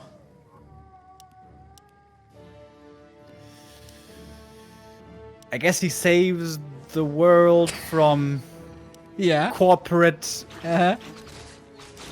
workers not making enough money. Yeah, exactly. Yeah, that's definitely necessary. And he saved the world from not seeing Tom Cruise perform a beautiful dance. So here we go. Off we are into the next fight again. We saw this position before. Fly had to run away in the end, but first he wants to find some kills. Wisp detonates, doing an overgate job. They have to decide rather Shadowhunter or Shaman, then they detonate into nowhere because the hero's in trouble. The Blade Master! Dies! Yeah, level 3. Hero gone. Oh man, again, FM struggling quite a bit. 15 sway. Just more stable than Fly is. Might be running into the creeps here. They have slow, they have bash. I can't believe he lost the Blade Master again, dude. How can you not believe this? It's like, I mean, the meme has to end one day, right? Nope. It's like, hey, it's raining in Hamburg, or the Sahara is hot. That's what it is. One day it's gonna stop losing it. Undead is overperforming. Oh, these archers! Ooh, when they get attacked by the grunts, it hurts. Alchemist The is not axes looking are sharpened. too fresh either. Man, these grunts are bloodthirsty. Not bloodlusted yet, but kind of feels like with the speed scroll. What a wild brawl this is. And they're just standard 0/0 grunts as well. They don't even have upgrades. Grunts OP. Night End was right all along. He always is, dude.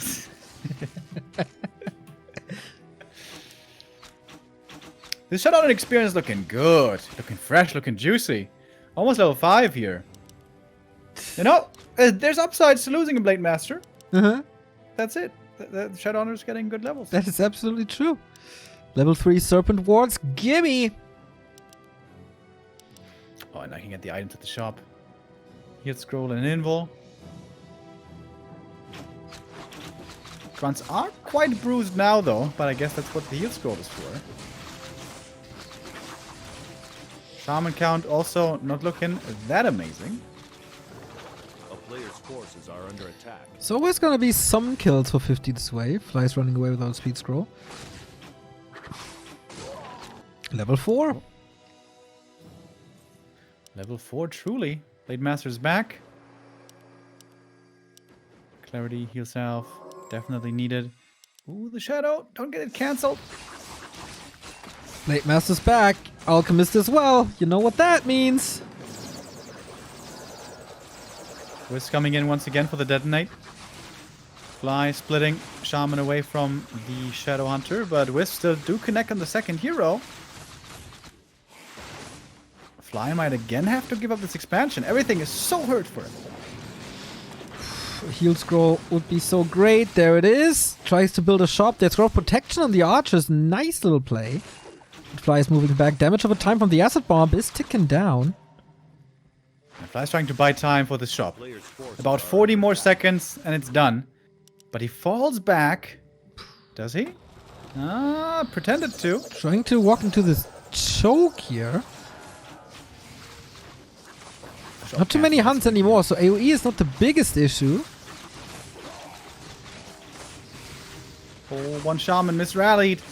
That was a full mana shaman almost. Ooh, that one's gone. Ouch. This is a lot of shaman. Not even sure if he needs so many shaman. Blade Master dropping dangerously low. This time he has the invo ready. They're both taking out the opponent's front lines. Shadowhunter now, level 5. The wonderful level 3 heal wave available now. Alchemist in trouble again. And he dies. Blade Master makes it to 4. Just gonna staff out of that entangle. Keeper about to fall as well. 20 There's the TP. HP. I was scared for a tiny little second that the Blade Master died in the base.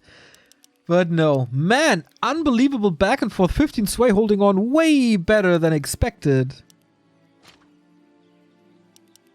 Yeah, really fun game here so far.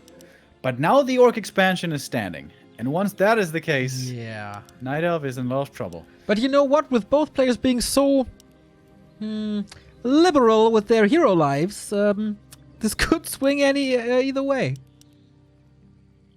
Big moment at the shop again. The next heal scroll. Who's gonna get it? Blade didn't run over there right away. I think that's a mistake. So might be going to the Keeper here. Gets the invul. Not the heal scroll. Okay. A player's forces are under attack. More kills for Yushura. Archers, of course, don't really stand a chance against him, especially not when there is lightning shield on him. Not enough healing for... Oh, detonate. Lots of detonate, maybe. Wants to target the shaman, but in the end... Oh, the blade! Again, 60 HP. Okay, in the end, all the shaman got rid of their mana. Fly has to retreat. One more heal scroll and sayonara. Could have very easily died there if there was just one sentinel entangle, boom, dead. Yep. Yep. All calculated, though. All worth the risk. Man, this alchemist is still not level 3. That is pretty crazy. It would help He's gonna a get bit. it now.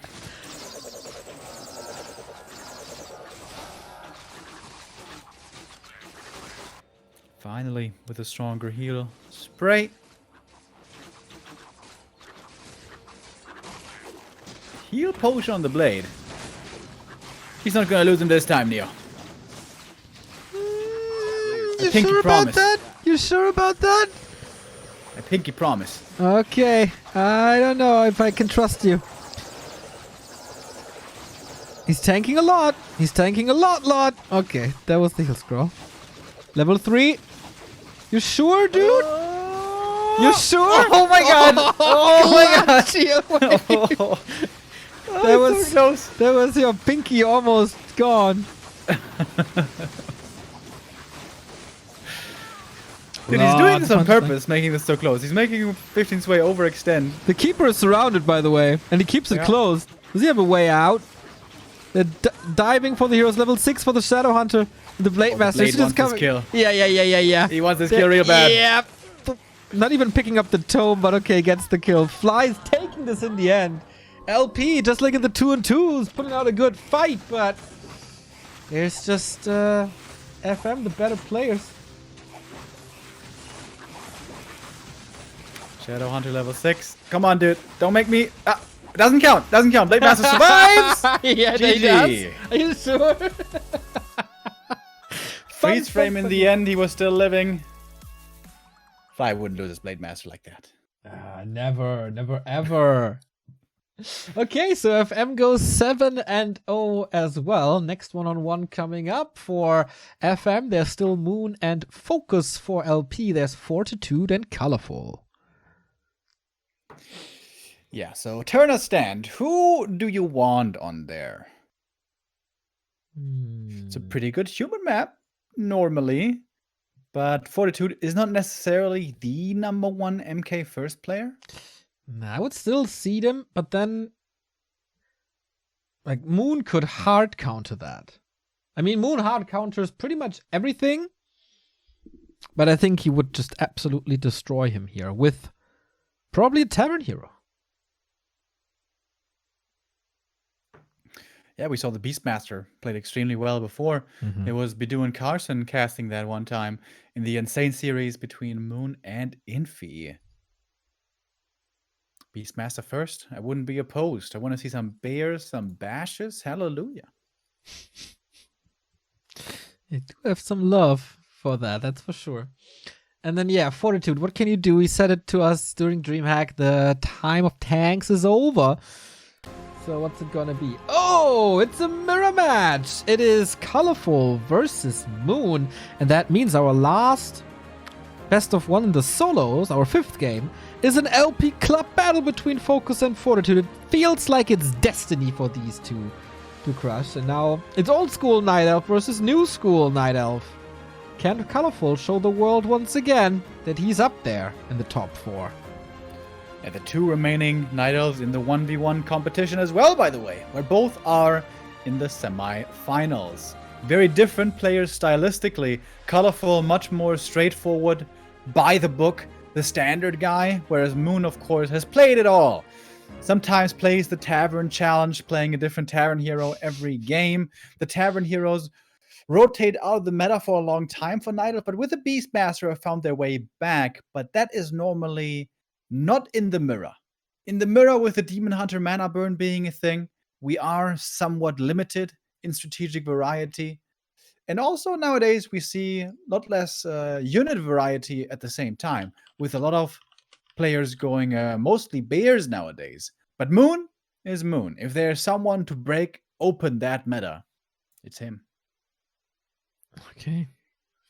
Gonna be pretty interesting to see what Colorful has to offer here.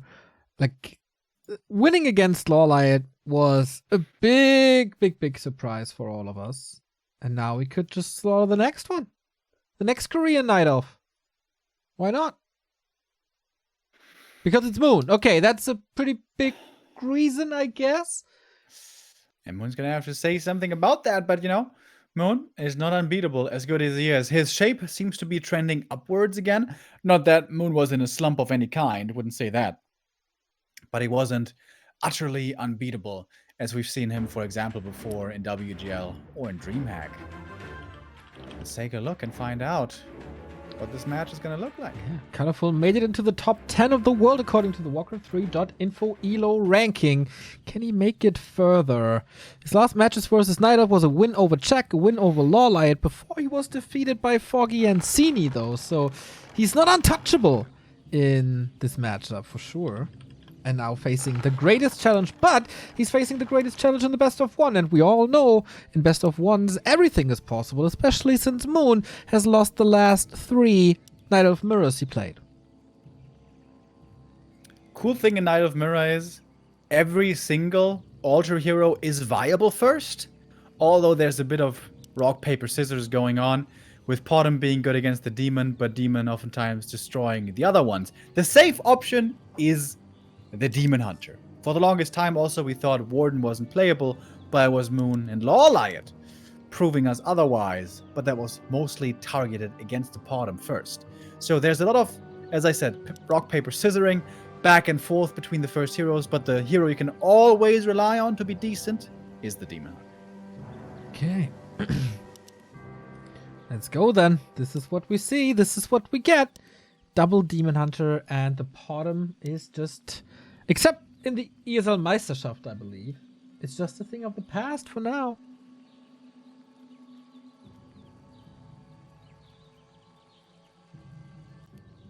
So the question is it going to be straight up bears right away? One base, tier 3 rush, bears? Or is someone going to try to expand a little bit earlier? And especially with that statement, looking at Moon, a player who loves playing Expo. And this map I have seen plenty of times go Mass Dryads Expo up against bears.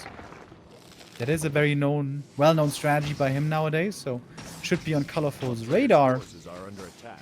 We'll see if that will be the plan. Standard openings so far. The Demon Hunter goes to the little mages, slaughtering them in hopes for slippers. Just wants their shoes, man. That's all he wants. And in the meantime, the tree and the archer is dealing with the bigger mages. Pretty damn good. Oh, good creep by Moon, living on the edge, man. What's up with FM today? They want to challenge themselves a little bit. This is an amazing inventory. That's the best. That's 3 out of 3 the best. Colorfuls aren't bad either, but especially early game, that big healing is worth way more. Moon can apply so much pressure now. Yeah. I think Colorful was very happy when he found these drops, and now he's checking his opponent. But maybe the Engine of War can help, you know? It's, the presence alone, maybe intimidating a little. But no, absolutely not. Moon is taking control of the middle. Oh my god, are you kidding me? A player's This forces plus are under 12, plus additional attack speed, and free healing. He can He should trade just the push it to the world. enemy main right now. Just drain those moonwells. Or keep it, creep up now, and go for a Naga Archer push on tier 2. That could also be crazy strong. There's an expansion already, isn't there? Oh, there is, yeah, isn't there? Not sure. Yeah, it is. Could have been a shop or something, but yeah. It's a good cancel, Colorful. Very, very well aware of this possibility. I feel like Look at the misses. it's a lot of misses. Oh. No way. Oof, we? Did he get the resources back? Yeah. Yeah, he did. But it was the last second cancel. He was considering rolling the dice and hoping for a low damage roll, but if you miss and then it's a kill, that's real. Oh, the gatekeeper! Doesn't do his job too well. Well calculated by Colorful. Yeah, very well controlled there. He feinted. No, wait. Feigned the one direction, went for the other. So, expansion's coming up. Wisp saw it again. Okay, that is a lot of moon juice, though. Colorful splitting some units off to the left-hand side, so this little piercing damage squad can ruin Moon's plans again. And he can go for a telestaff if he town wants is under and join his forces down there. That's exactly what he's Join doing. Look at Colorful, man. Players Colorful, Great game by him. Colorful and Terranas is becoming such a love story with the telestaff. He was punished by other players a lot on this map with exactly that play. But you know, he's like Mega Man. The weapon that was used against him, he defeats the opponent and uses it themselves in the future. I never once played a single Mega Man game. Gotta be honest with you. You defeat the enemy and then you can take their weapon for Players' yourself. forces are under attack. I knew that, you know, video game knowledge and all, but I never played it. Really freaking hard, dude. Frustrating, hardcore level of difficulty. I'm a big fan of that soundtrack though. Mega Man, super fighting robot. Wait a minute, is this surrounded? Oh my god! The 1 unit surround! Yeah, kind of. He's trying to do some damage here, but Moon is healing up He's the Wiz baiting with the perfectly. Wiz. Absolutely. Oh my god, he's toying with him. He's just toying with him. How ridiculous, Moon. What a demonstration of strength. Definitely a little sloppy there by Colorful to get lured into that little tree corner. I mean, I've been there myself. Getting surrounded by one Demon Hunter doesn't feel Oh. good. A player's forces Okay, I was are under about to attack. say lured into a corner with sweets or something. My weekend exploits, we may want to reserve for another day. Pendant of Energy is always okay for the Naga. It's not the most amazing. Moon is definitely late with his buildings here. Lore only now. Oh yeah, he's supply blocked. A player's forces are under attack. I've seen Moon make double lures in front of the merchant, or rather between the merchant and his natural. And that's a really cool wall off to help against bears. But this is not exactly that. The lure's not helping so much here positionally. Will we see a Zeppelin? Colorful is going for this laboratory very early on. More slow. Oh, the poison. Oh, the ice. Oh, the rescue troop is too late.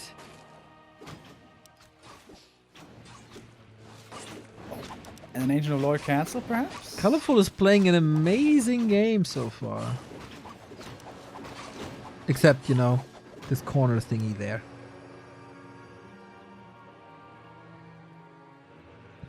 Yeah, Moon decided to sacrifice the Naga to slow down the creeping of the enemy Naga, but ooh, she's 2.5 now.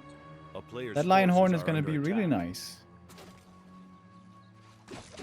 Only thing that can Finally beat level 3. that is. Oh, he doesn't have possibly inventory the- space. That's what you get with the Naga dice. Controls the Demon Hunter quite well, so the Dryads can dance a bit. Demon Hunter for Colorful is coming in as well, bringing the damage.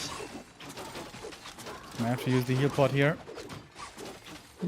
Gets the Berserker for it, good trade. Still the invul for around. Colorful, he can hold on to that a bit. No way.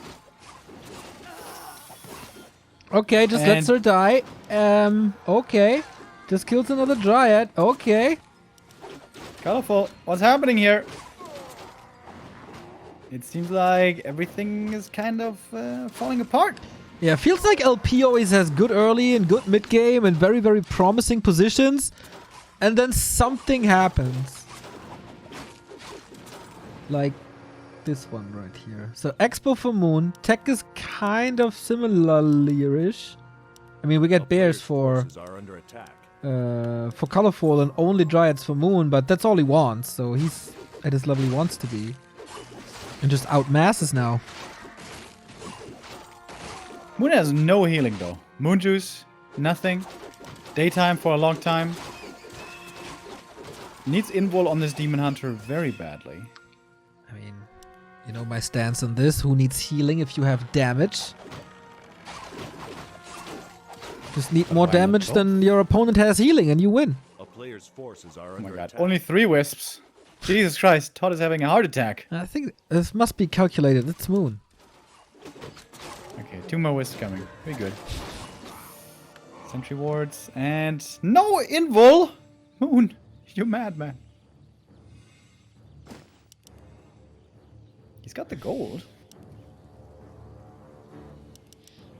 Double invul for Colorful by now. Can play very, very risky with that. A player's forces are under Trying to attack. counter expand.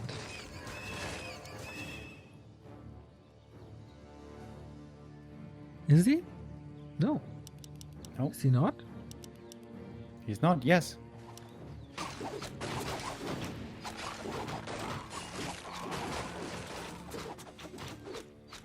The more time you give Moon, of course, the more rice he's gonna have. But also, if you do manage to get up to 70 supply bears, kiting against all those bears, attacking multiple different dryads, is really Player's hard. forces are under attack. Moon is, of course, the god of dryads, but even he has limits.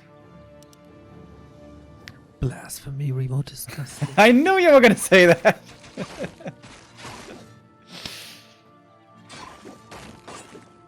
I wonder when's the time for Moon to expand again. He has 1,000 gold. Not sure he's too happy with that. He needs more.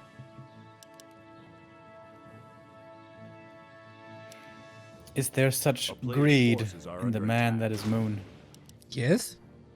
Like, look at one Twisted Meadow game of his, and you see there absolutely is the hunger for more. He's breaking upkeep, dude. He's paying taxes now. What about that?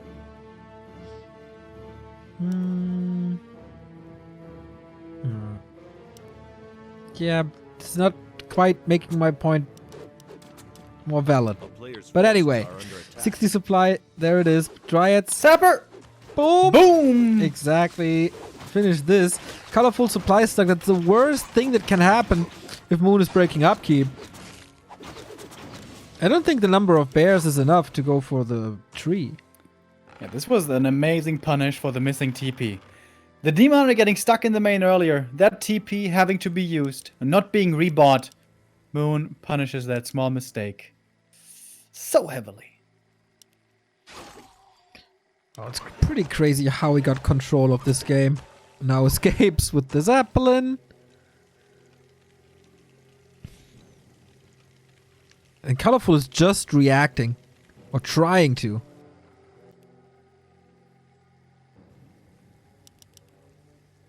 A player's forces are under attack. More Moonwell's coming. More bear upgrades. But I think Moon is going to be very eager to fight here soon.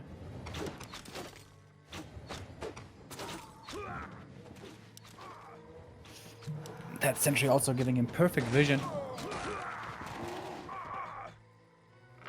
Oh, Bear and Zeppelin. Time for a Doom Drop.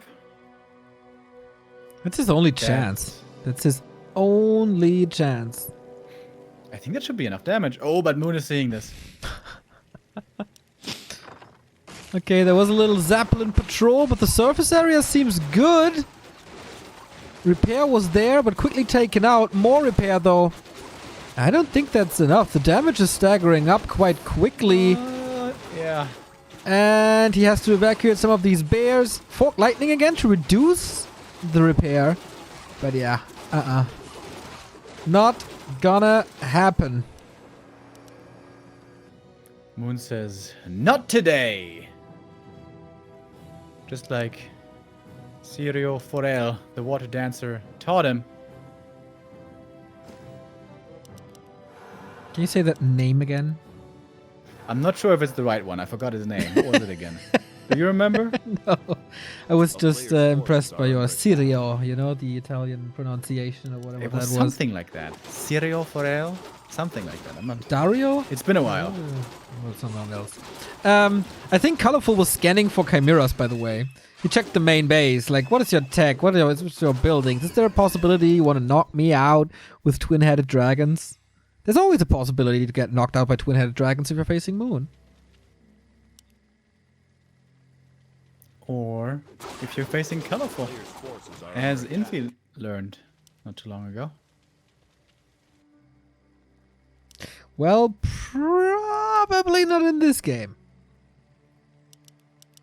Yeah, going chimps against dryads, it might not be the greatest idea of all time. You think? Damn, you are really the best coach there is, Remo. Colorful is going for the tree once again.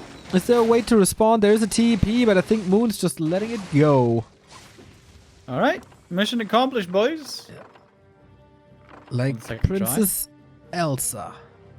Now that we're doing pop cultural references, I'll follow that up. A player's forces are Princess under Elsa attack. accomplishes a mission? No, it was let it go. Ah. Oh, yeah. That's probably also the only thing you know about this movie, isn't it? No, there's a cute snowman. A town is Yeah, I under haven't seen siege. that movie. I wanted to, but I couldn't stand all the singing. So. Yeah, it's kind of cool, except the singing. So it's like 50% cool. 50% annoying. Alright, TP trade. The thing about dryads is they're not very good against buildings. True. And Colorful is abusing that fact quite well. Moon lost the tree, so he's supply stuck. He also lost the lore, so he can't produce too fast. Colorful finds a way to get back into this game magically. Would you say it's a kind of magic? It's a kind of magic. Have you 90s, noticed eh? in stores and stuff, A there's the player's Christmas forces songs are playing under already? attack. What? Wonderful. I always wear my noise cancelling headphones everywhere I go, so no, I wouldn't know. When you go shopping in the supermarket, do you, when you're paying with your card, do you take off your noise cancelling headphones or do you just yes. leave it on just No, for no, no, zero no. communication? No. I always take off the headphones when I talk to the cashier. I think it's really rude when people don't. Absolutely. Like, with the in-ear thingies, you can press a button so you hear what's going on outside. And I think it's even amplified, but it would still look rude, right? Yeah, exactly. Yeah, I always take them off. I'm a good boy. I got manners, Remo. I'm well educated on that matter. Dude, Colorful made to 70 supply suddenly. Yeah. This and fight it's- is not going to be so easy for Moon. With the moon. Colorful's jewels, just yeah. standing there, though. Alright, in we go. Moon is taking quite some hits. Here come the wisps. For detonates and surrounds and stuff. Oh, the Demon Hunter is low. Gets some healing. Gets the TP out. Reposition. He just killed the Demon Hunter. Yeah. Yeah! He did! Dude! What the hell? Colorful! Colorful! I Bravo. never, ever, ever, ever thought that Moon would be in a position where he could lose the game. And now that's it. There is another expansion in the upper right. He has to see this bottom left as well. Typical Moon play again. Yeah. He's going to try to abuse his mobility here. The high movement speed of the Dryads much higher compared to the Bears. Alrighty. We got a game, ladies and We gentlemen. got a game indeed. Demon Hunter caught. Not escaping with the Zeppelin, that's for sure. Colorful has become so smart. So much routine.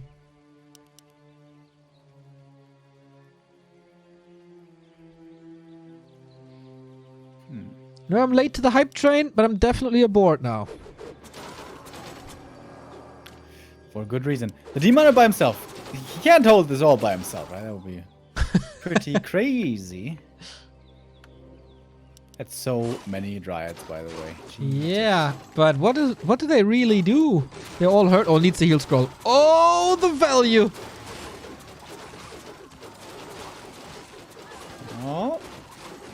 These bears are not going down so fast. Demon, Hunter. demon, demon, demon, demon, demon. Oh! That potion, dude. Woohoo!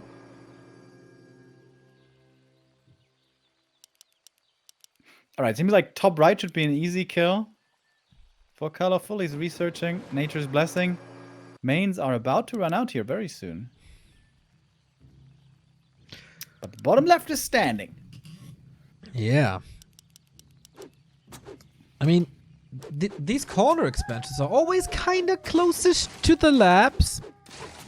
Colorful is 400 gold. Forces are under attack. Sappers, possible. Zapur.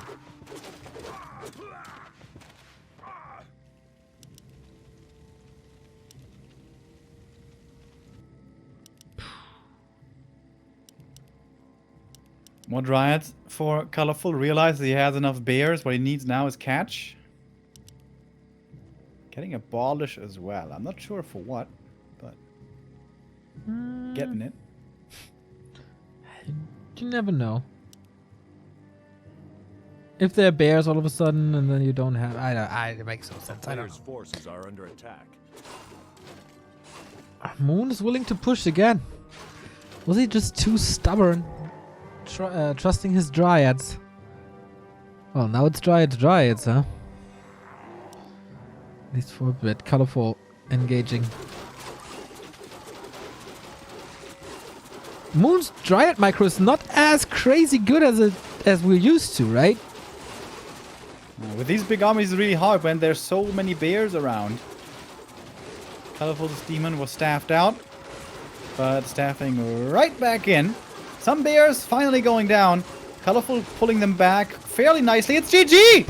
Wow! Colorful gets the win! Killing 2 Korean Night Elves in the World Cyber Games here. Colorful does it again. Taking the first map off of FM. They are not the undefeated Nimbus anymore. That is ELL now. What a performance, man. Colorful. Every single day we see him, it's just getting better. Yeah, he played this super well. Doesn't fall into the trap we see so many other Night Elves fall into, where the opponent has Dryads and expansion, and you feel like you have to push, you have to make something work fast. You don't really need to. If you can go in with a Bear Doom Drop and kill the Expo, of course, it's great. But the big danger for the Night Elf player is if the enemy with the Bears gets good upgrades on those Bears, and a high number suddenly pulling off the Dryad micro is so much harder.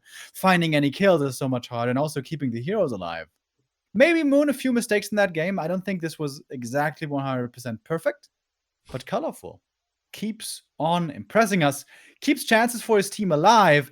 If they now win the 2v2, this might be possible. Yeah, can they turn it around now? I mean, Fortitude versus Focus is winnable, I think. I would give Focus the edge for sure. But it's winnable. I like that. We have ourselves a clan war, ladies and gentlemen.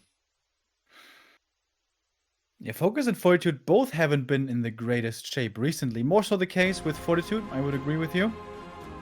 So here we have the teams. Colorful and 15 Sway. 15 Sway again playing off-raise Orc. Colorful, can he carry 2 maps in a row? Remo, are we time traveling? Are we back in 2009? This is a Night Elf Orc mirror match. WC3L boys. Do you remember? Do you remember? Demon Blade all the way, all the time. Dryads, Grunts, Raiders. Can we play on Lost Temple now? Then it would be perfect. Or, you know, Goldshire maybe. No, not happening here. We go to Knollwood. Knollwood is pretty old school, even though it got an updated version with talents and stuff, with taverns and stuff. Knollwood didn't used to have taverns? No. It's old school, LT dude. Didn't have. I mean, it was a Reign of Chaos map before, and then on Frozen Throne, they updated it with taverns. There used to be this 1, 2, and 2 map that didn't have shops, which was crazy. which was that one again? Was it? It wasn't Avalanche, right? They were on the sides. Yeah. I don't remember. It was great for Undead, dude. Nothing to protect against Colonova. Undead's the only one with heal scrolls. You are once again outmemoring me. That's still a very rare occasion, Neo. Don't worry. I feel like it's getting more often here. Anyway, 2-2, last 2-2 of the day. But this could tie up the series or give FM the victory. Do you think that bugs them that they lost the map here? Especially since ELL went 10-0. Maybe a little, but I think it's also in the back of their minds. I mean, they know LP is a strong team. If they were expecting a 5-0 here already, that is close to underestimating your opponent, and that would be much more dangerous. So I don't think they had the 10-0 here booked for themselves already. They need to focus on this clan war ahead of them right now, because this is by no means over. This is by no means a secured win. If Fortitude has an outstanding day, he can definitely be a threat. I would say that Focus later on is more stable. Now the question is, how good is the Focus Moon 2-2? How good is their connection? Usually I'd say it's pretty good. They know each other for a long time. They've been playing in the Sam clan a couple of years ago. Meet Your Makers, don't know if you heard about that. I remember mymym.com. With a beautiful devil mascot. That was one of the best mascots. One of the best logos. One of the best branding in all of esports. They kind of disappeared, didn't they? We don't really hear anything from them anymore. You know, they try to come back once or twice or however times. Always very, very promising, you know. Never really quite made it. Therefore, we have other clans. The Lao Pao Esports Club, Mouse Sports, you know. It's okay. Just let it go. Yeah, the mymym.com page nowadays, it just has legends never die. They just respawn in hell. Okay, dude. They respawned quite a few times, and maybe for good now. Yeah, LP Club is one of those proud few teams remaining in the scene. Colorful but you know showed already that he can be the star player. You know what? We thought that WCG is dead as well, and boom! There they were in 2019, creating a major event in Xi'an. And now, 1 year later, they're still here. Even with 2 tournaments now. Does that mean next year we get 3 tournaments? Maybe a caster tournament? Maybe we get Meet Your Makers back. Who knows? Dude, a caster tournament would be so boring. It would just be Todd owning everyone else. Yeah. I mean, we don't even have that many casters. Bidu and Carson. Maybe Starshape can be counted among them, but not really. Starshape's actually pretty good nowadays, Neo. Hunts, Beastmaster. Hell yeah. Okay, I mean, he's still no match to me. Right? You make more hunts than Starshaped? I can make many hunts. I can also make the best hunts. I make the best hunts. That's pretty impressive, dude. Yeah. Can't wait for that show match against Bidu. 100k, then we go for it. Ricky Tiki Tiki.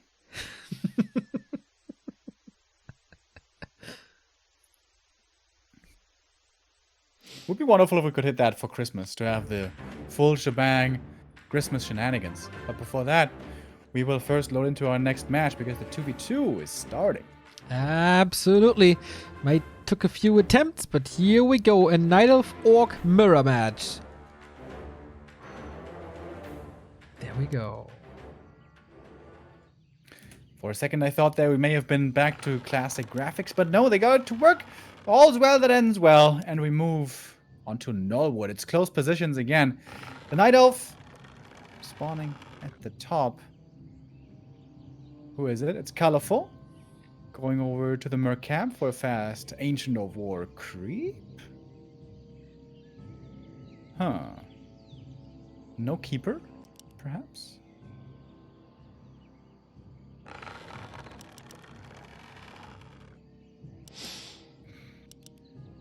$15 sway with standard build over here. Blade Master and Demon Hunter. That's kind of what we're assuming, isn't it? Yeah. What can a keeper Farseer do anything big? I mean, creating space, of course. But yeah, that should be the norm. It was the norm 11 years ago. Demon Hunter it is. Blade Master it is. Oh yeah, then oh my, this is such a throwback. It's gonna be what? 15 sway. I was about to say the agility meta, but not quite. One smart Farseer is gonna stand against the Agi heroes. Still, like this is gonna be a race for the shops. It's easy to creep. Gives you this tier 2 items. Gonna be good.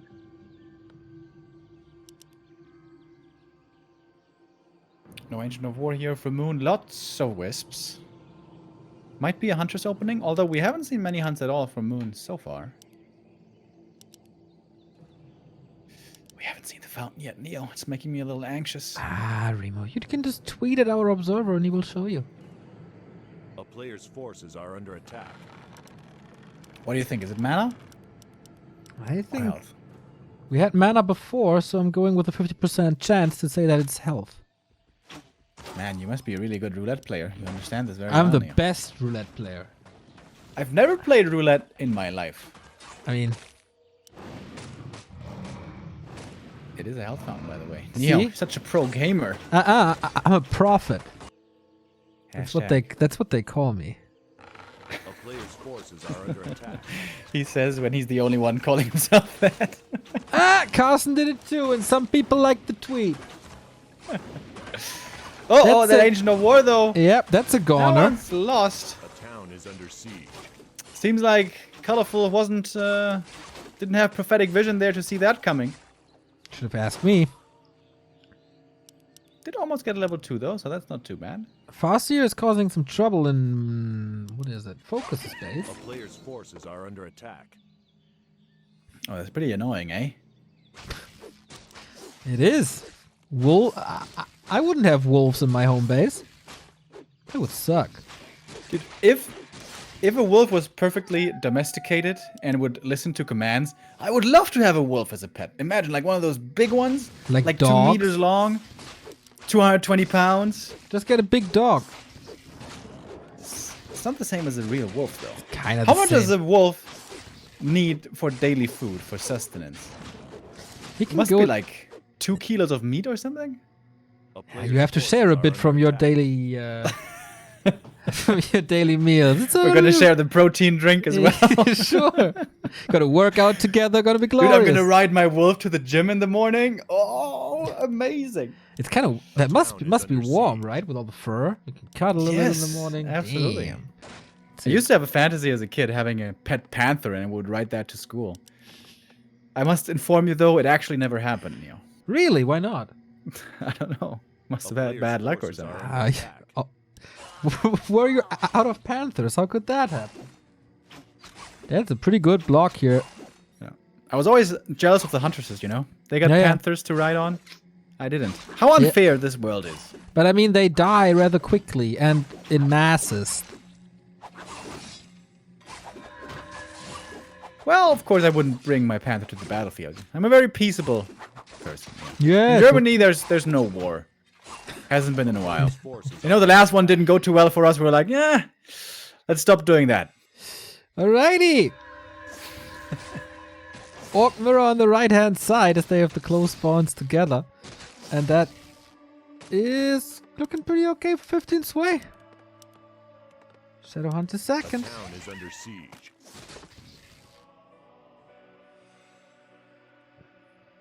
Tavern? Panda? Naga? Nothing? A player's Okay, forces never mind. are under attack. Solo hero. Maybe he's going to keep her second. You only have Bud Light? What the hell is this? I'm out of here.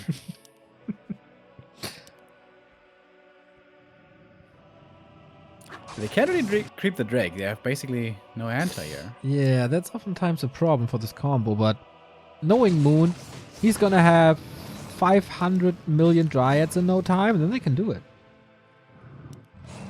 And very often that will be with a Naga as well, but we don't see her yet. So, chat on her again for 15 sway, I wonder. The demon with the boots chasing after grunts. This really is 2009, isn't it? What were you doing in 2009, Neo? Outside of casting Warcraft. On Drinking audio. a lot and going to shabby local clubs in rural Was that areas. still the corn and peach days? Yes, sir. A player's forces The are under legendary attack. Kirsich. Oh, Farseer getting hexed and getting killed. Hello, says the frog, and says goodbye quickly as well. Dude, I kind of forgot about Kirsich. Jesus, that's a big throwback.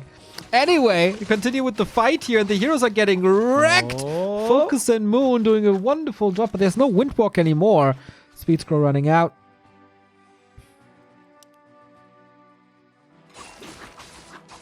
Ooh, so much early tier 2 pressure. Okay, gets away. Demon Hunter with boots. The form he is supposed to be played in. Wonderful, wonderful. Okay, there was a lot of pressure by Moon and Focus. I wonder A player's what they had to forces are pay under for attack. it. Like, is there a Wasted the tavern downside to this again. aggression? Is it time finally? For what? Wait, he was at the tavern. Who was at the tavern? Moon, gotta be careful, man. Is Ensnare ready? Sacrifice the creeps? Oh, that would be cool. Shadow Shadowhunter- died already. Oh, got it. The demon are always so theatrical. Stabs himself in the chest. It's not even necessary, dude. You're dead already. He doesn't want to give you the kill. If you kill a demon hunter, the opponent's hero should never get experience. Sounds balanced. Did you talk with a certain Polish night elf, perhaps? Feels like you did.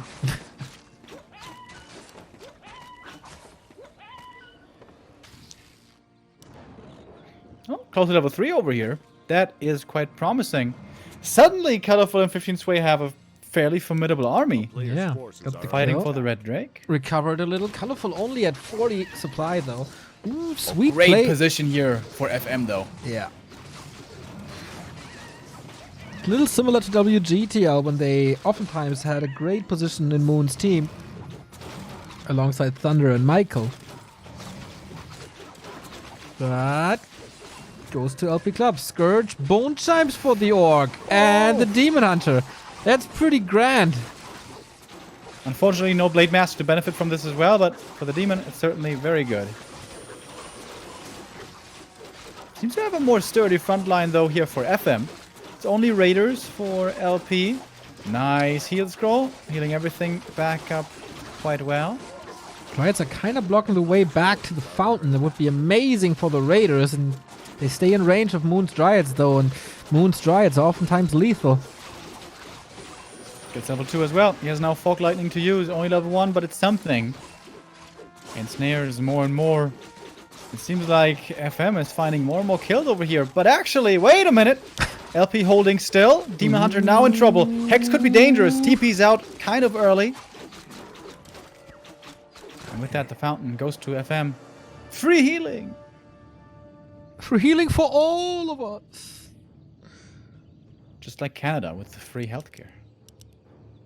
Canada is amazing. We have to go. Players If you forces can't get Neo into promised heaven, me we're gonna be going skiing soon in Canada. I can't wait. if you can't get into heaven, go to Canada. Yeah, I'm gonna get into heaven. Come on. Go to church every Sunday. Yeah, but you know me, and you know the time you spend outside of church isn't that heavenly. The time I spend outside of church is always here with you. And with our wonderful chat. You're trying to say that chat aren't very nice people, Neo? That's not nice. No, I'm saying you're lying. It's not nice either. It's a sin. a player's forces are under attack. Thou shalt not lie. Wait, is that one of the commandments? I'm not Yeah. sure. Yeah, you're not sure, dude. Take care, don't sleep in church anymore. Colorful Naga is in a world of trouble, and now not anymore. Maybe she's in heaven now, as she's dead. And that's Snake heaven. big. Okay, dude. The Demon Hunter is about to follow, and here they tap out. Moon and Focus too oppressive. The win goes to FM. All right. And with that, the win will, after all, be with the favorites. Colorful there kept the chances alive in the 1v1, but his star power not quite enough to translate into a victory in 2v2 as well. Our favorites prevail here, Neo.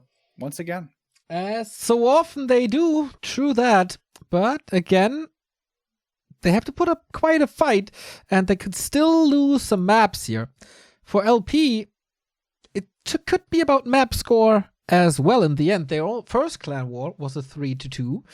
Their second clan war could be a 2-3. That's not the best map score possible for sure. So better get that map win, Fortitude. As he's facing Focus next. Does he have a chance here? What's he gonna play? Is he gonna go for a Burrow Rush? That's kind of what we expect. Really interested to see Burrow what these Rush? players You expect a Burrow Rush? like a rush to the burrows, you know, Ah, to yes. kill them. I'm looking at the 10 Commandments right now, Neo. You lied to me. No. It says nowhere that you're not allowed to lie. That is a lie. It's the 8th commandment. No, the other is you shall not steal. What? Lying is okay, Neo. So I'm all in the clear. That We're is good. absolutely We're good. not. Lying is never okay. It's not one of the 10 Commandments. That's where you lied earlier. Fortitude versus Focus. They're gonna try to perhaps lie on it to each other on the battlefield to go for a bit of a trick, a bit of a ruse.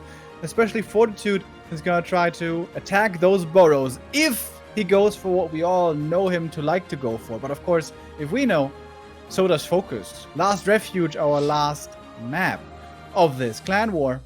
The victory already lies with FM, but another win here would improve their map score even more. Neo's looking up the commandments right now and you realize I'm right. Okay, what I read is that lying is okay as long as it serves the purpose of like love your kin. So it's kind of Well, like you could call that like, I don't know, cultural wisdom or something, but there's nothing about lying in the commandments. Wait, is there? Wait a minute. Wait a minute. Okay. It's the 8th. I don't The know ninth what one. The ninth one. It's kind of similar. It's not very specific. It is. It says you shall not bear false witness against your neighbor. Yeah. So as long as you don't explicitly lie to hurt someone else, it's fine. I think Basically that's up what that for means. interpretation, isn't it? As all of that stuff is. All right, you see, Neo, I just lied to help you out, so it's all good. Sure. Lying to make the world a better place. That sounds like a great political slogan. I should become a mayor. Oh, you should stay out of politics, man, forever. Anyway, yeah, we got one more map here. And then we got tomorrow. And then we got Wednesday. This is 2 more days of WCG. And then we have all the players and all the teams for the finals. It's looking very good already for FM. They have... So, if it's 2-1 between the other teams, Old Boys and LP, they might still be through already, right? Because of their map score. So, they are right now at how many maps? At 8 at least. 8 and 1. Yeah. Could make it 9 and 1. LP will be at 4. Okay, if FM loses 0-5 to Fanboys of Pink, Yeah. I don't know what's so Then- funny about that. then maybe they wouldn't make it out. Don't you have faith in PCG? My boy PCG. Is that the new boy? Not Now that really. Colorful is an Isorg established Isorg- man. You know if Isorg can play all the 1v1s, maybe. We have talked a lot about positive surprises and players we've really been happy to see perform so well. Not with Isorg. What's up with Isorg? Such high hopes for this young player. Well, it's kind of... There's a pattern. When you start to hype up a player, it usually takes 2.5 years until he's delivering. So when's Hug finally coming in? Well, it's about time, right? He was just practicing in the about time. shadows. Hyperbolic time chamber. Yep. Yeah. But on a more serious note, there's so much talent in China. It's wonderful to see some of these players breaking out, like Colorful, for example. But the Ice Orcs, the Mangoes, the Hugs, even Zhao Kai. So many players who are just missing that little bit to take that next step to the professional level. Who's going to be the next guy? Who's going to be the next player to make it out into the Tier 2 level of play and perhaps finally into the Tier 1? It's not easy, but hard work and dedication might lead them there one day. That would be nice. So we have our game, the last one of the day. 2 very established players here. No big new rising talents. Both are kind of fighting for their spot on the verge of Tier 1, Tier 2. Focus last summer was considered best orc in the world. Since then, a lot has changed. Fortitude clearly had the top 3 human in the world spot for years. But he gave that up to Sok and Sumiko. Maybe even Blade and Hawk recently. So who's gonna get the last point of the day? LP versus LP. FM has won the clan war already. But Fortitude could make it a 2-3. What? That was a little confusing right there. I also got confused by the Yeah. overlay. LP versus LP. But yeah, Focus here being hired out as a mercenary. Well, And they you say- didn't want him. Right? He was expelled. Excluded. It's a scandal. It is. How could you expel Focus? He's such a lovely little guy. He would never bear false witness to his neighbor. I don't know. Maybe there's something behind this nice and cute face. You know? A dark soul. Yeah, he has quite a few nicknames. Michael also knows a special one for him, doesn't he? So, what do we see here? LR, sometimes the Blade Master special, but of course, normally as always, Farseer and TC against AM MK nowadays. It is indeed the Farseer. And the early game revolves a lot around this Shadow Priest purchase. I feel like every week it flips around. One week the humans feel they have no chance of getting it, and the next week they feel there's no way that the orcs can prevent it. You know what I mean? And this time, Focus doesn't even try to do anything about it.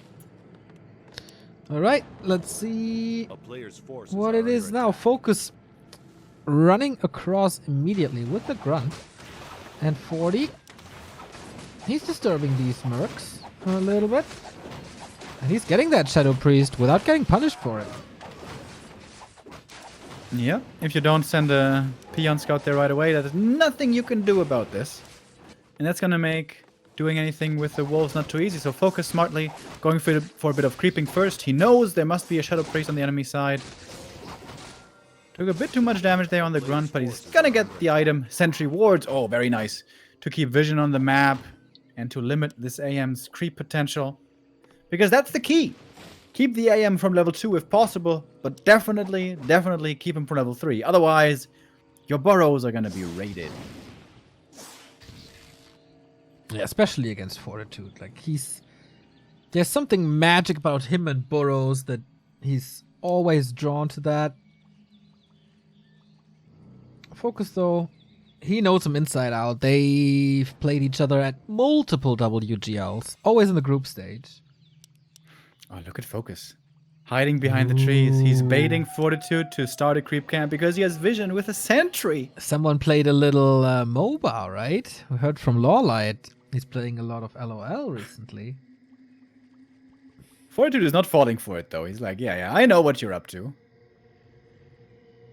Still finding the way to the burrows, as always. You know, some children always find the hidden cookies in the kitchen. Fortitude always finds the way to the burrows. Oh, Shadow Priest gets ensnared. That's a real feels unlucky, man. Big B2W yikes right here. Oh Player's my. forces are Creeps under take care of the water elemental. That's a relatively easy defense. Honestly, for having the Shadow Priest so easily, this is a horrible early game for Fortitude. Why didn't he just safely creep up level 2 on his side of the map? That's just not his style. You should know that by now. But why not? He loves going level 2 and then level 3 and then push the burrows. Yeah, but he loves more is just A player's push with level Just 1. not getting any levels and not pushing any burrows? That's why he loves more? Is what you're saying? Well, it wasn't really his idea to not push the burrows. It was just his idea to push the burrows as fast as he can. At least he's getting level 2 now. Watch what's on his side too. TC for Focus second. It's not looking so good for 40 over here. Farseer, very close experience. Oh, another ensnare. These trappers are true trolls. Not doing boy. 40 any favors. Nope. Oh man, what a brutal day for him. First, costing his team the 2-2, and now having a start like this. Rifles, by the way. Huh. Old school? Getting ready for the new patch. Sure. A player's Maybe forces are tonight. under attack. Mountain King second. I wonder how well tomorrow's Clan Wars will go if the patch hits tonight. I think Netties is still gonna delay the application of it, right? That's what they've done oftentimes. Or they didn't. And yeah, we'll see about that. TC secures the last hit. With a circlet. Going for a water elemental. Farseer also helping out. AM very aggressive up here. Trying to distract perhaps from his own Mountain King's creeping, which is going to be coming out any time now.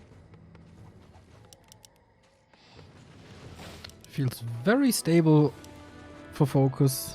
I mean, he didn't get a level, but the TC is on a good way. He don't want to fight at the moment without Storm, so having a little bit of buffer time is fine. Both are prioritizing their second base now. It's very obvious one of them could expand soon.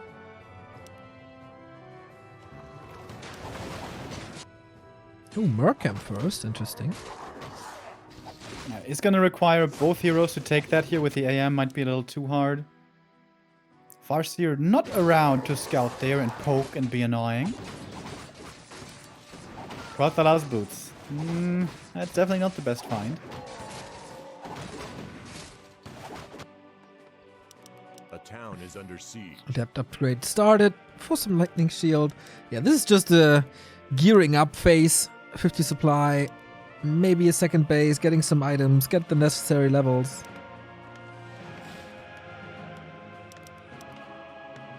Very calm for the two. A player's forces are under attack. Oh, Focus with an ambitious play, trying to snipe the enemy Magi away. This might cost him the TP, and by extension, the expansion. Oh! I don't see. Oh, the item's still on the ground! He stole it! Big mana for the MK! Oh my. The grand thievery. That's a game changer right there. If he gets the expo cancelled now, which he will! That expo is late, by the way. And seen with Sentry. A player's forces are under attack. Focus seems to be giving this game's advantage out of hand. Remo is so angry, he's already slapping his microphone in anger. Yeah. Lin wouldn't do this to me! Focus, what are you doing? Well, Lin kinda almost lost to a tower push, but we'll see about that. Maybe he can just consolidate, get some good storms off, some good lightning, chain lightnings off. But feels like Fortitude is in control, but we saw that in the 2-2 as well. God. Oh, whoa. We saw that in the 2-2 as well, and then, yeah, he kind of threw it away, but with 600 mana. But what is up with these mana drops here? It's 500 mana nowadays, Neil. Yeah, 500, 600. Get with the times, bro. Yeah, but it's like there's a mana stone, the TC as well, so it's gonna be a lot of spells. One of mana stealing also. So much mana. MK clap against Stomp. He's getting surrounded, but that's what he's brought the invul for.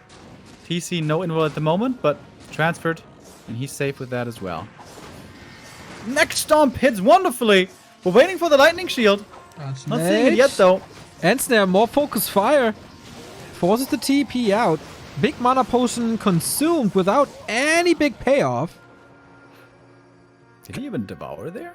I don't know. 2 grunts dead, but that's about it. And the TC kept his mana stone. Yeah, he did devour. Okay. Vision now for Fortitude at least. I am very close to that level 3.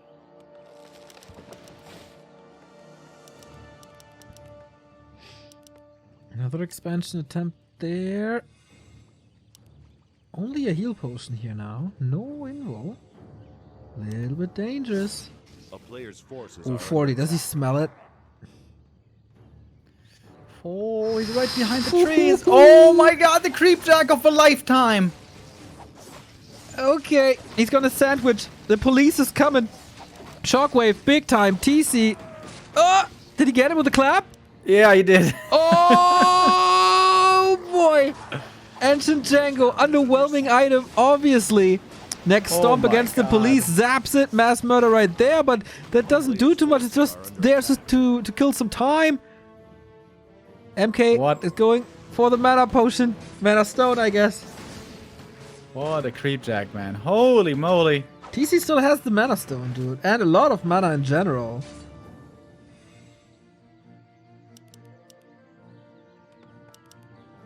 Fortitude could just counter expand right now, if he wants to. Well, I guess Lumber is a little low for that.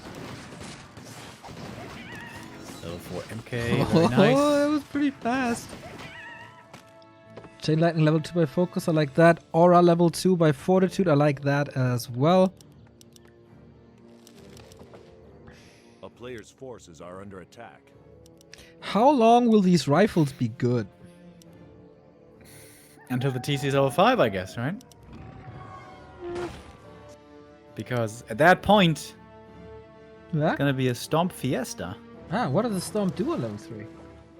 It's a 5-second stun. On a 7-second cooldown. Oh my god. That sounds phenomenal. More levels here, this time no steals. Devotion Aura again, +2 armor. Doesn't really help against the clap, but against everything else, especially the rifles. TC has an invul. Should be safe with that. Holding on, trying to dodge a Stormbolt, but with the purges, Mountain King isn't even in range. That's another kill right there. The rifle focus fire definitely threatening. Expansion is standing now. Fortitude, of course, in position here to kill the peons and fight any army that comes in. Patience Focus. by Is he Fortitude. going for a counterattack? TP? No, he has no gold. What's he buying? At the shop. That's weird. Heal scroll, okay.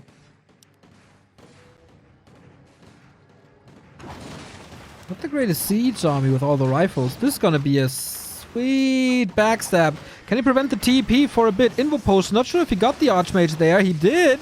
Clap against it. More focus fire. Right clicks, right clicks, right clicks. Fortitude wants to stay in this as long as humanly possible. Archmage in trouble! 10 HP. Lightning shield damage, a little scary, but the priest did a good job healing. Man, that was close. Beautiful flank there by Focus, coming from behind rather than from the right.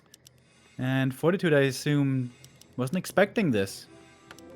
Oh, if now Focus can steal the invul away, that would be such a big play. Oh, Fastia's there. Oh, and the heal scrolls as well. Okay, this Fortitude has a big supply lead. But he needs to end this soon, otherwise Focus economy is just overwhelming. Seems like there's still a good window here for 40 to take a decent fight, but without invuls, it's hard to do that.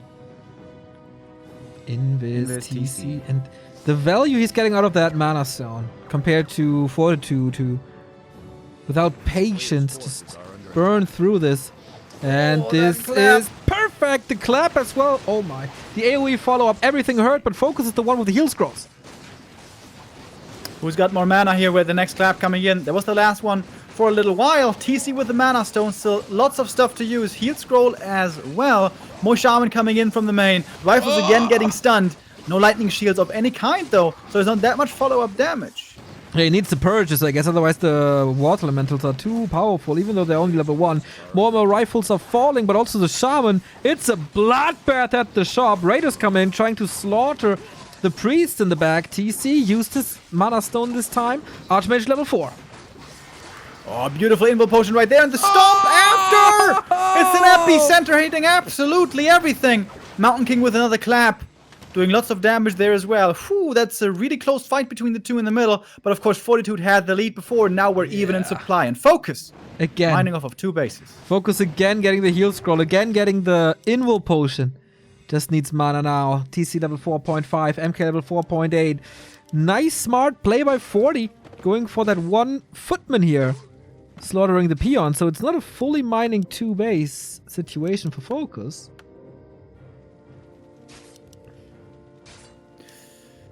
Focus here a little concerned. Perhaps the human army is waiting at the expansion for an ambush.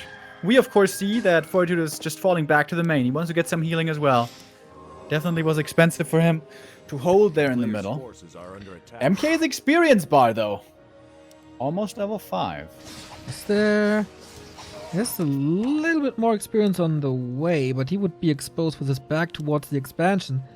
Or to the red spot, which is... exactly what Focus is going for. Seems like he does have the time. Heal scroll now for the Archmage. No invul though. Ooh, long range end snare. Can he block in time? And can he kill it in time this time? Unholy. Oh. Ho. Getting better and better and better for Focus. That's what you get when you don't include him in your team. This Mountain King, though, is not going to be easy to fight against. It's only one heal scroll against him. True. Can you disable him early? Invul potion. Goes for the hero, I guess, but barely any damage. That's the clap. Almost getting lethal damage on 2. Wants to get him out of there. That's the potion committed. Stomp again. Dude, he's hugging this Archmage, but not in a good way. Oh, didn't TP before the stomp! And that's just the kill! Not enough time! After that stomp coming through. MK though with the clap. Wait a minute. Yeah, and a mana potion. Who's winning this fight? I'm not 100% sure. There's 2 more stomps probably on that TEC, and he's level 3 stomp himself. Oh my god, 34 supply. This should be game. Taking out every single rifle now with the help of Ensnares. He can't clap against it anymore. Mana's low. No potion. Inventory is empty. Focus with 2 bases. Level 3 wolves. The Wolfies are in, and that might be the end. With Ensnare, Chase is coming through here. Looking for that next hero kill. Ensnare on the MK, looking to surround. Doesn't quite have him. But he basically does. He's got more purges as well. That must be the next hero kill. This must be Focus's game. Okay. FM very, very, very likely taking this Claymore. It was a little bit of healing here, but it's just net after net after net after net. And with that, no hope anymore, is there? Absolutely not. Fortitude, again, not really successful. That's the 4-1 win for FM. Alright, our favorites prevail. LP could make it a little bit closer here, but at the end of the day, still a fairly clear result. That is FM now with 2 wins and 9 maps. So pretty much guaranteed in the top 4. Yeah. What's the situation for LP? They are 1-1 now with a 4-6. Not the greatest, but they're third in the rankings right now. But they have to play against the, on paper, weakest opponents, that is Fanboys of Pink, and the old boys that are currently on rank 2 have to face FM, which is not going to be easy, of course. So Group B, who's going to get the second spot? Still up for grabs. Yeah, it's going to be a very cool battle there between FM and Old Boys, most likely, which is, that's the last day, right? I know, that's tomorrow, actually. Ooh. That's tomorrow already. Ooh. In Group A, we got the deciding, well, one of the deciding matches here. ORZ versus Miss Zhou. And the Squid Squad still has to face ELL. So technically, everything up for grabs there as well in Group A. But yeah, if ELL gives it their all, it's not looking good for the Squid Squad. That's the result here from our clan war. FM losing the first map, and it was Moon. Who would have thought? Not too many, I guess. But yeah, the 2-2s again, and the Orcs deliver for FM. So they should be in the playoffs now. Yeah, pretty much. FM looking strong here in Group B. Our top favorites, once again, showing us with a 5-0 and a 4-1 what they are capable of. And it's all looking like it's going to be coming to a head. ELL versus FM in the grand finals. Or one of these teams, will one of these teams be able to surprise us? Squid Squad or ORZ? It's going to be between these two in Group A, most likely. Miss Zoe with a tiny, tiny chance to make something happen. And Old Boys versus LP in Group B, with FM being the standout team. Pretty cool. They are marked as advanced already, so the organizers seem to be very sure that there's no technical possibility that FM could be eliminated. We believe them. They must have crunched the numbers here prior to this. Yeah, 9 points, 10 points. They are the dominators. So now pretty much four and a half teams left. Tomorrow, ORZ versus Team Zhou and the Old Boys versus FM. So we're going to see Moonfly and Focus again. Can they go 3-0? Or is it time for Michael to deliver big time here? Michael has been looking good recently already. Did get eliminated by 1-2-0 in the 1v1 competition, but everyone is losing to 1-2-0 nowadays, so that doesn't say too much. Yeah, what do you think? It's been a fun first day. Exactly. What do you think that the Old Boys are extra motivated to show Moon that it was a mistake to leave them compared to WGTL? He's the traitor, isn't he? Bit of a personal affair. Maybe. I could see it. Me too. It was a fun day, Remo. It was a fun day, you know, talking about commandments and animals and a lot of Warcraft. Was a decent mix, I believe. Tomorrow, same time, 11 a.m. Central European Summertime. And the same for Wednesday. Check it out. Back to Warcraft.com. There's a schedule. Thanks to all the subs and all the viewers and all the love. See you tomorrow. Bye-bye.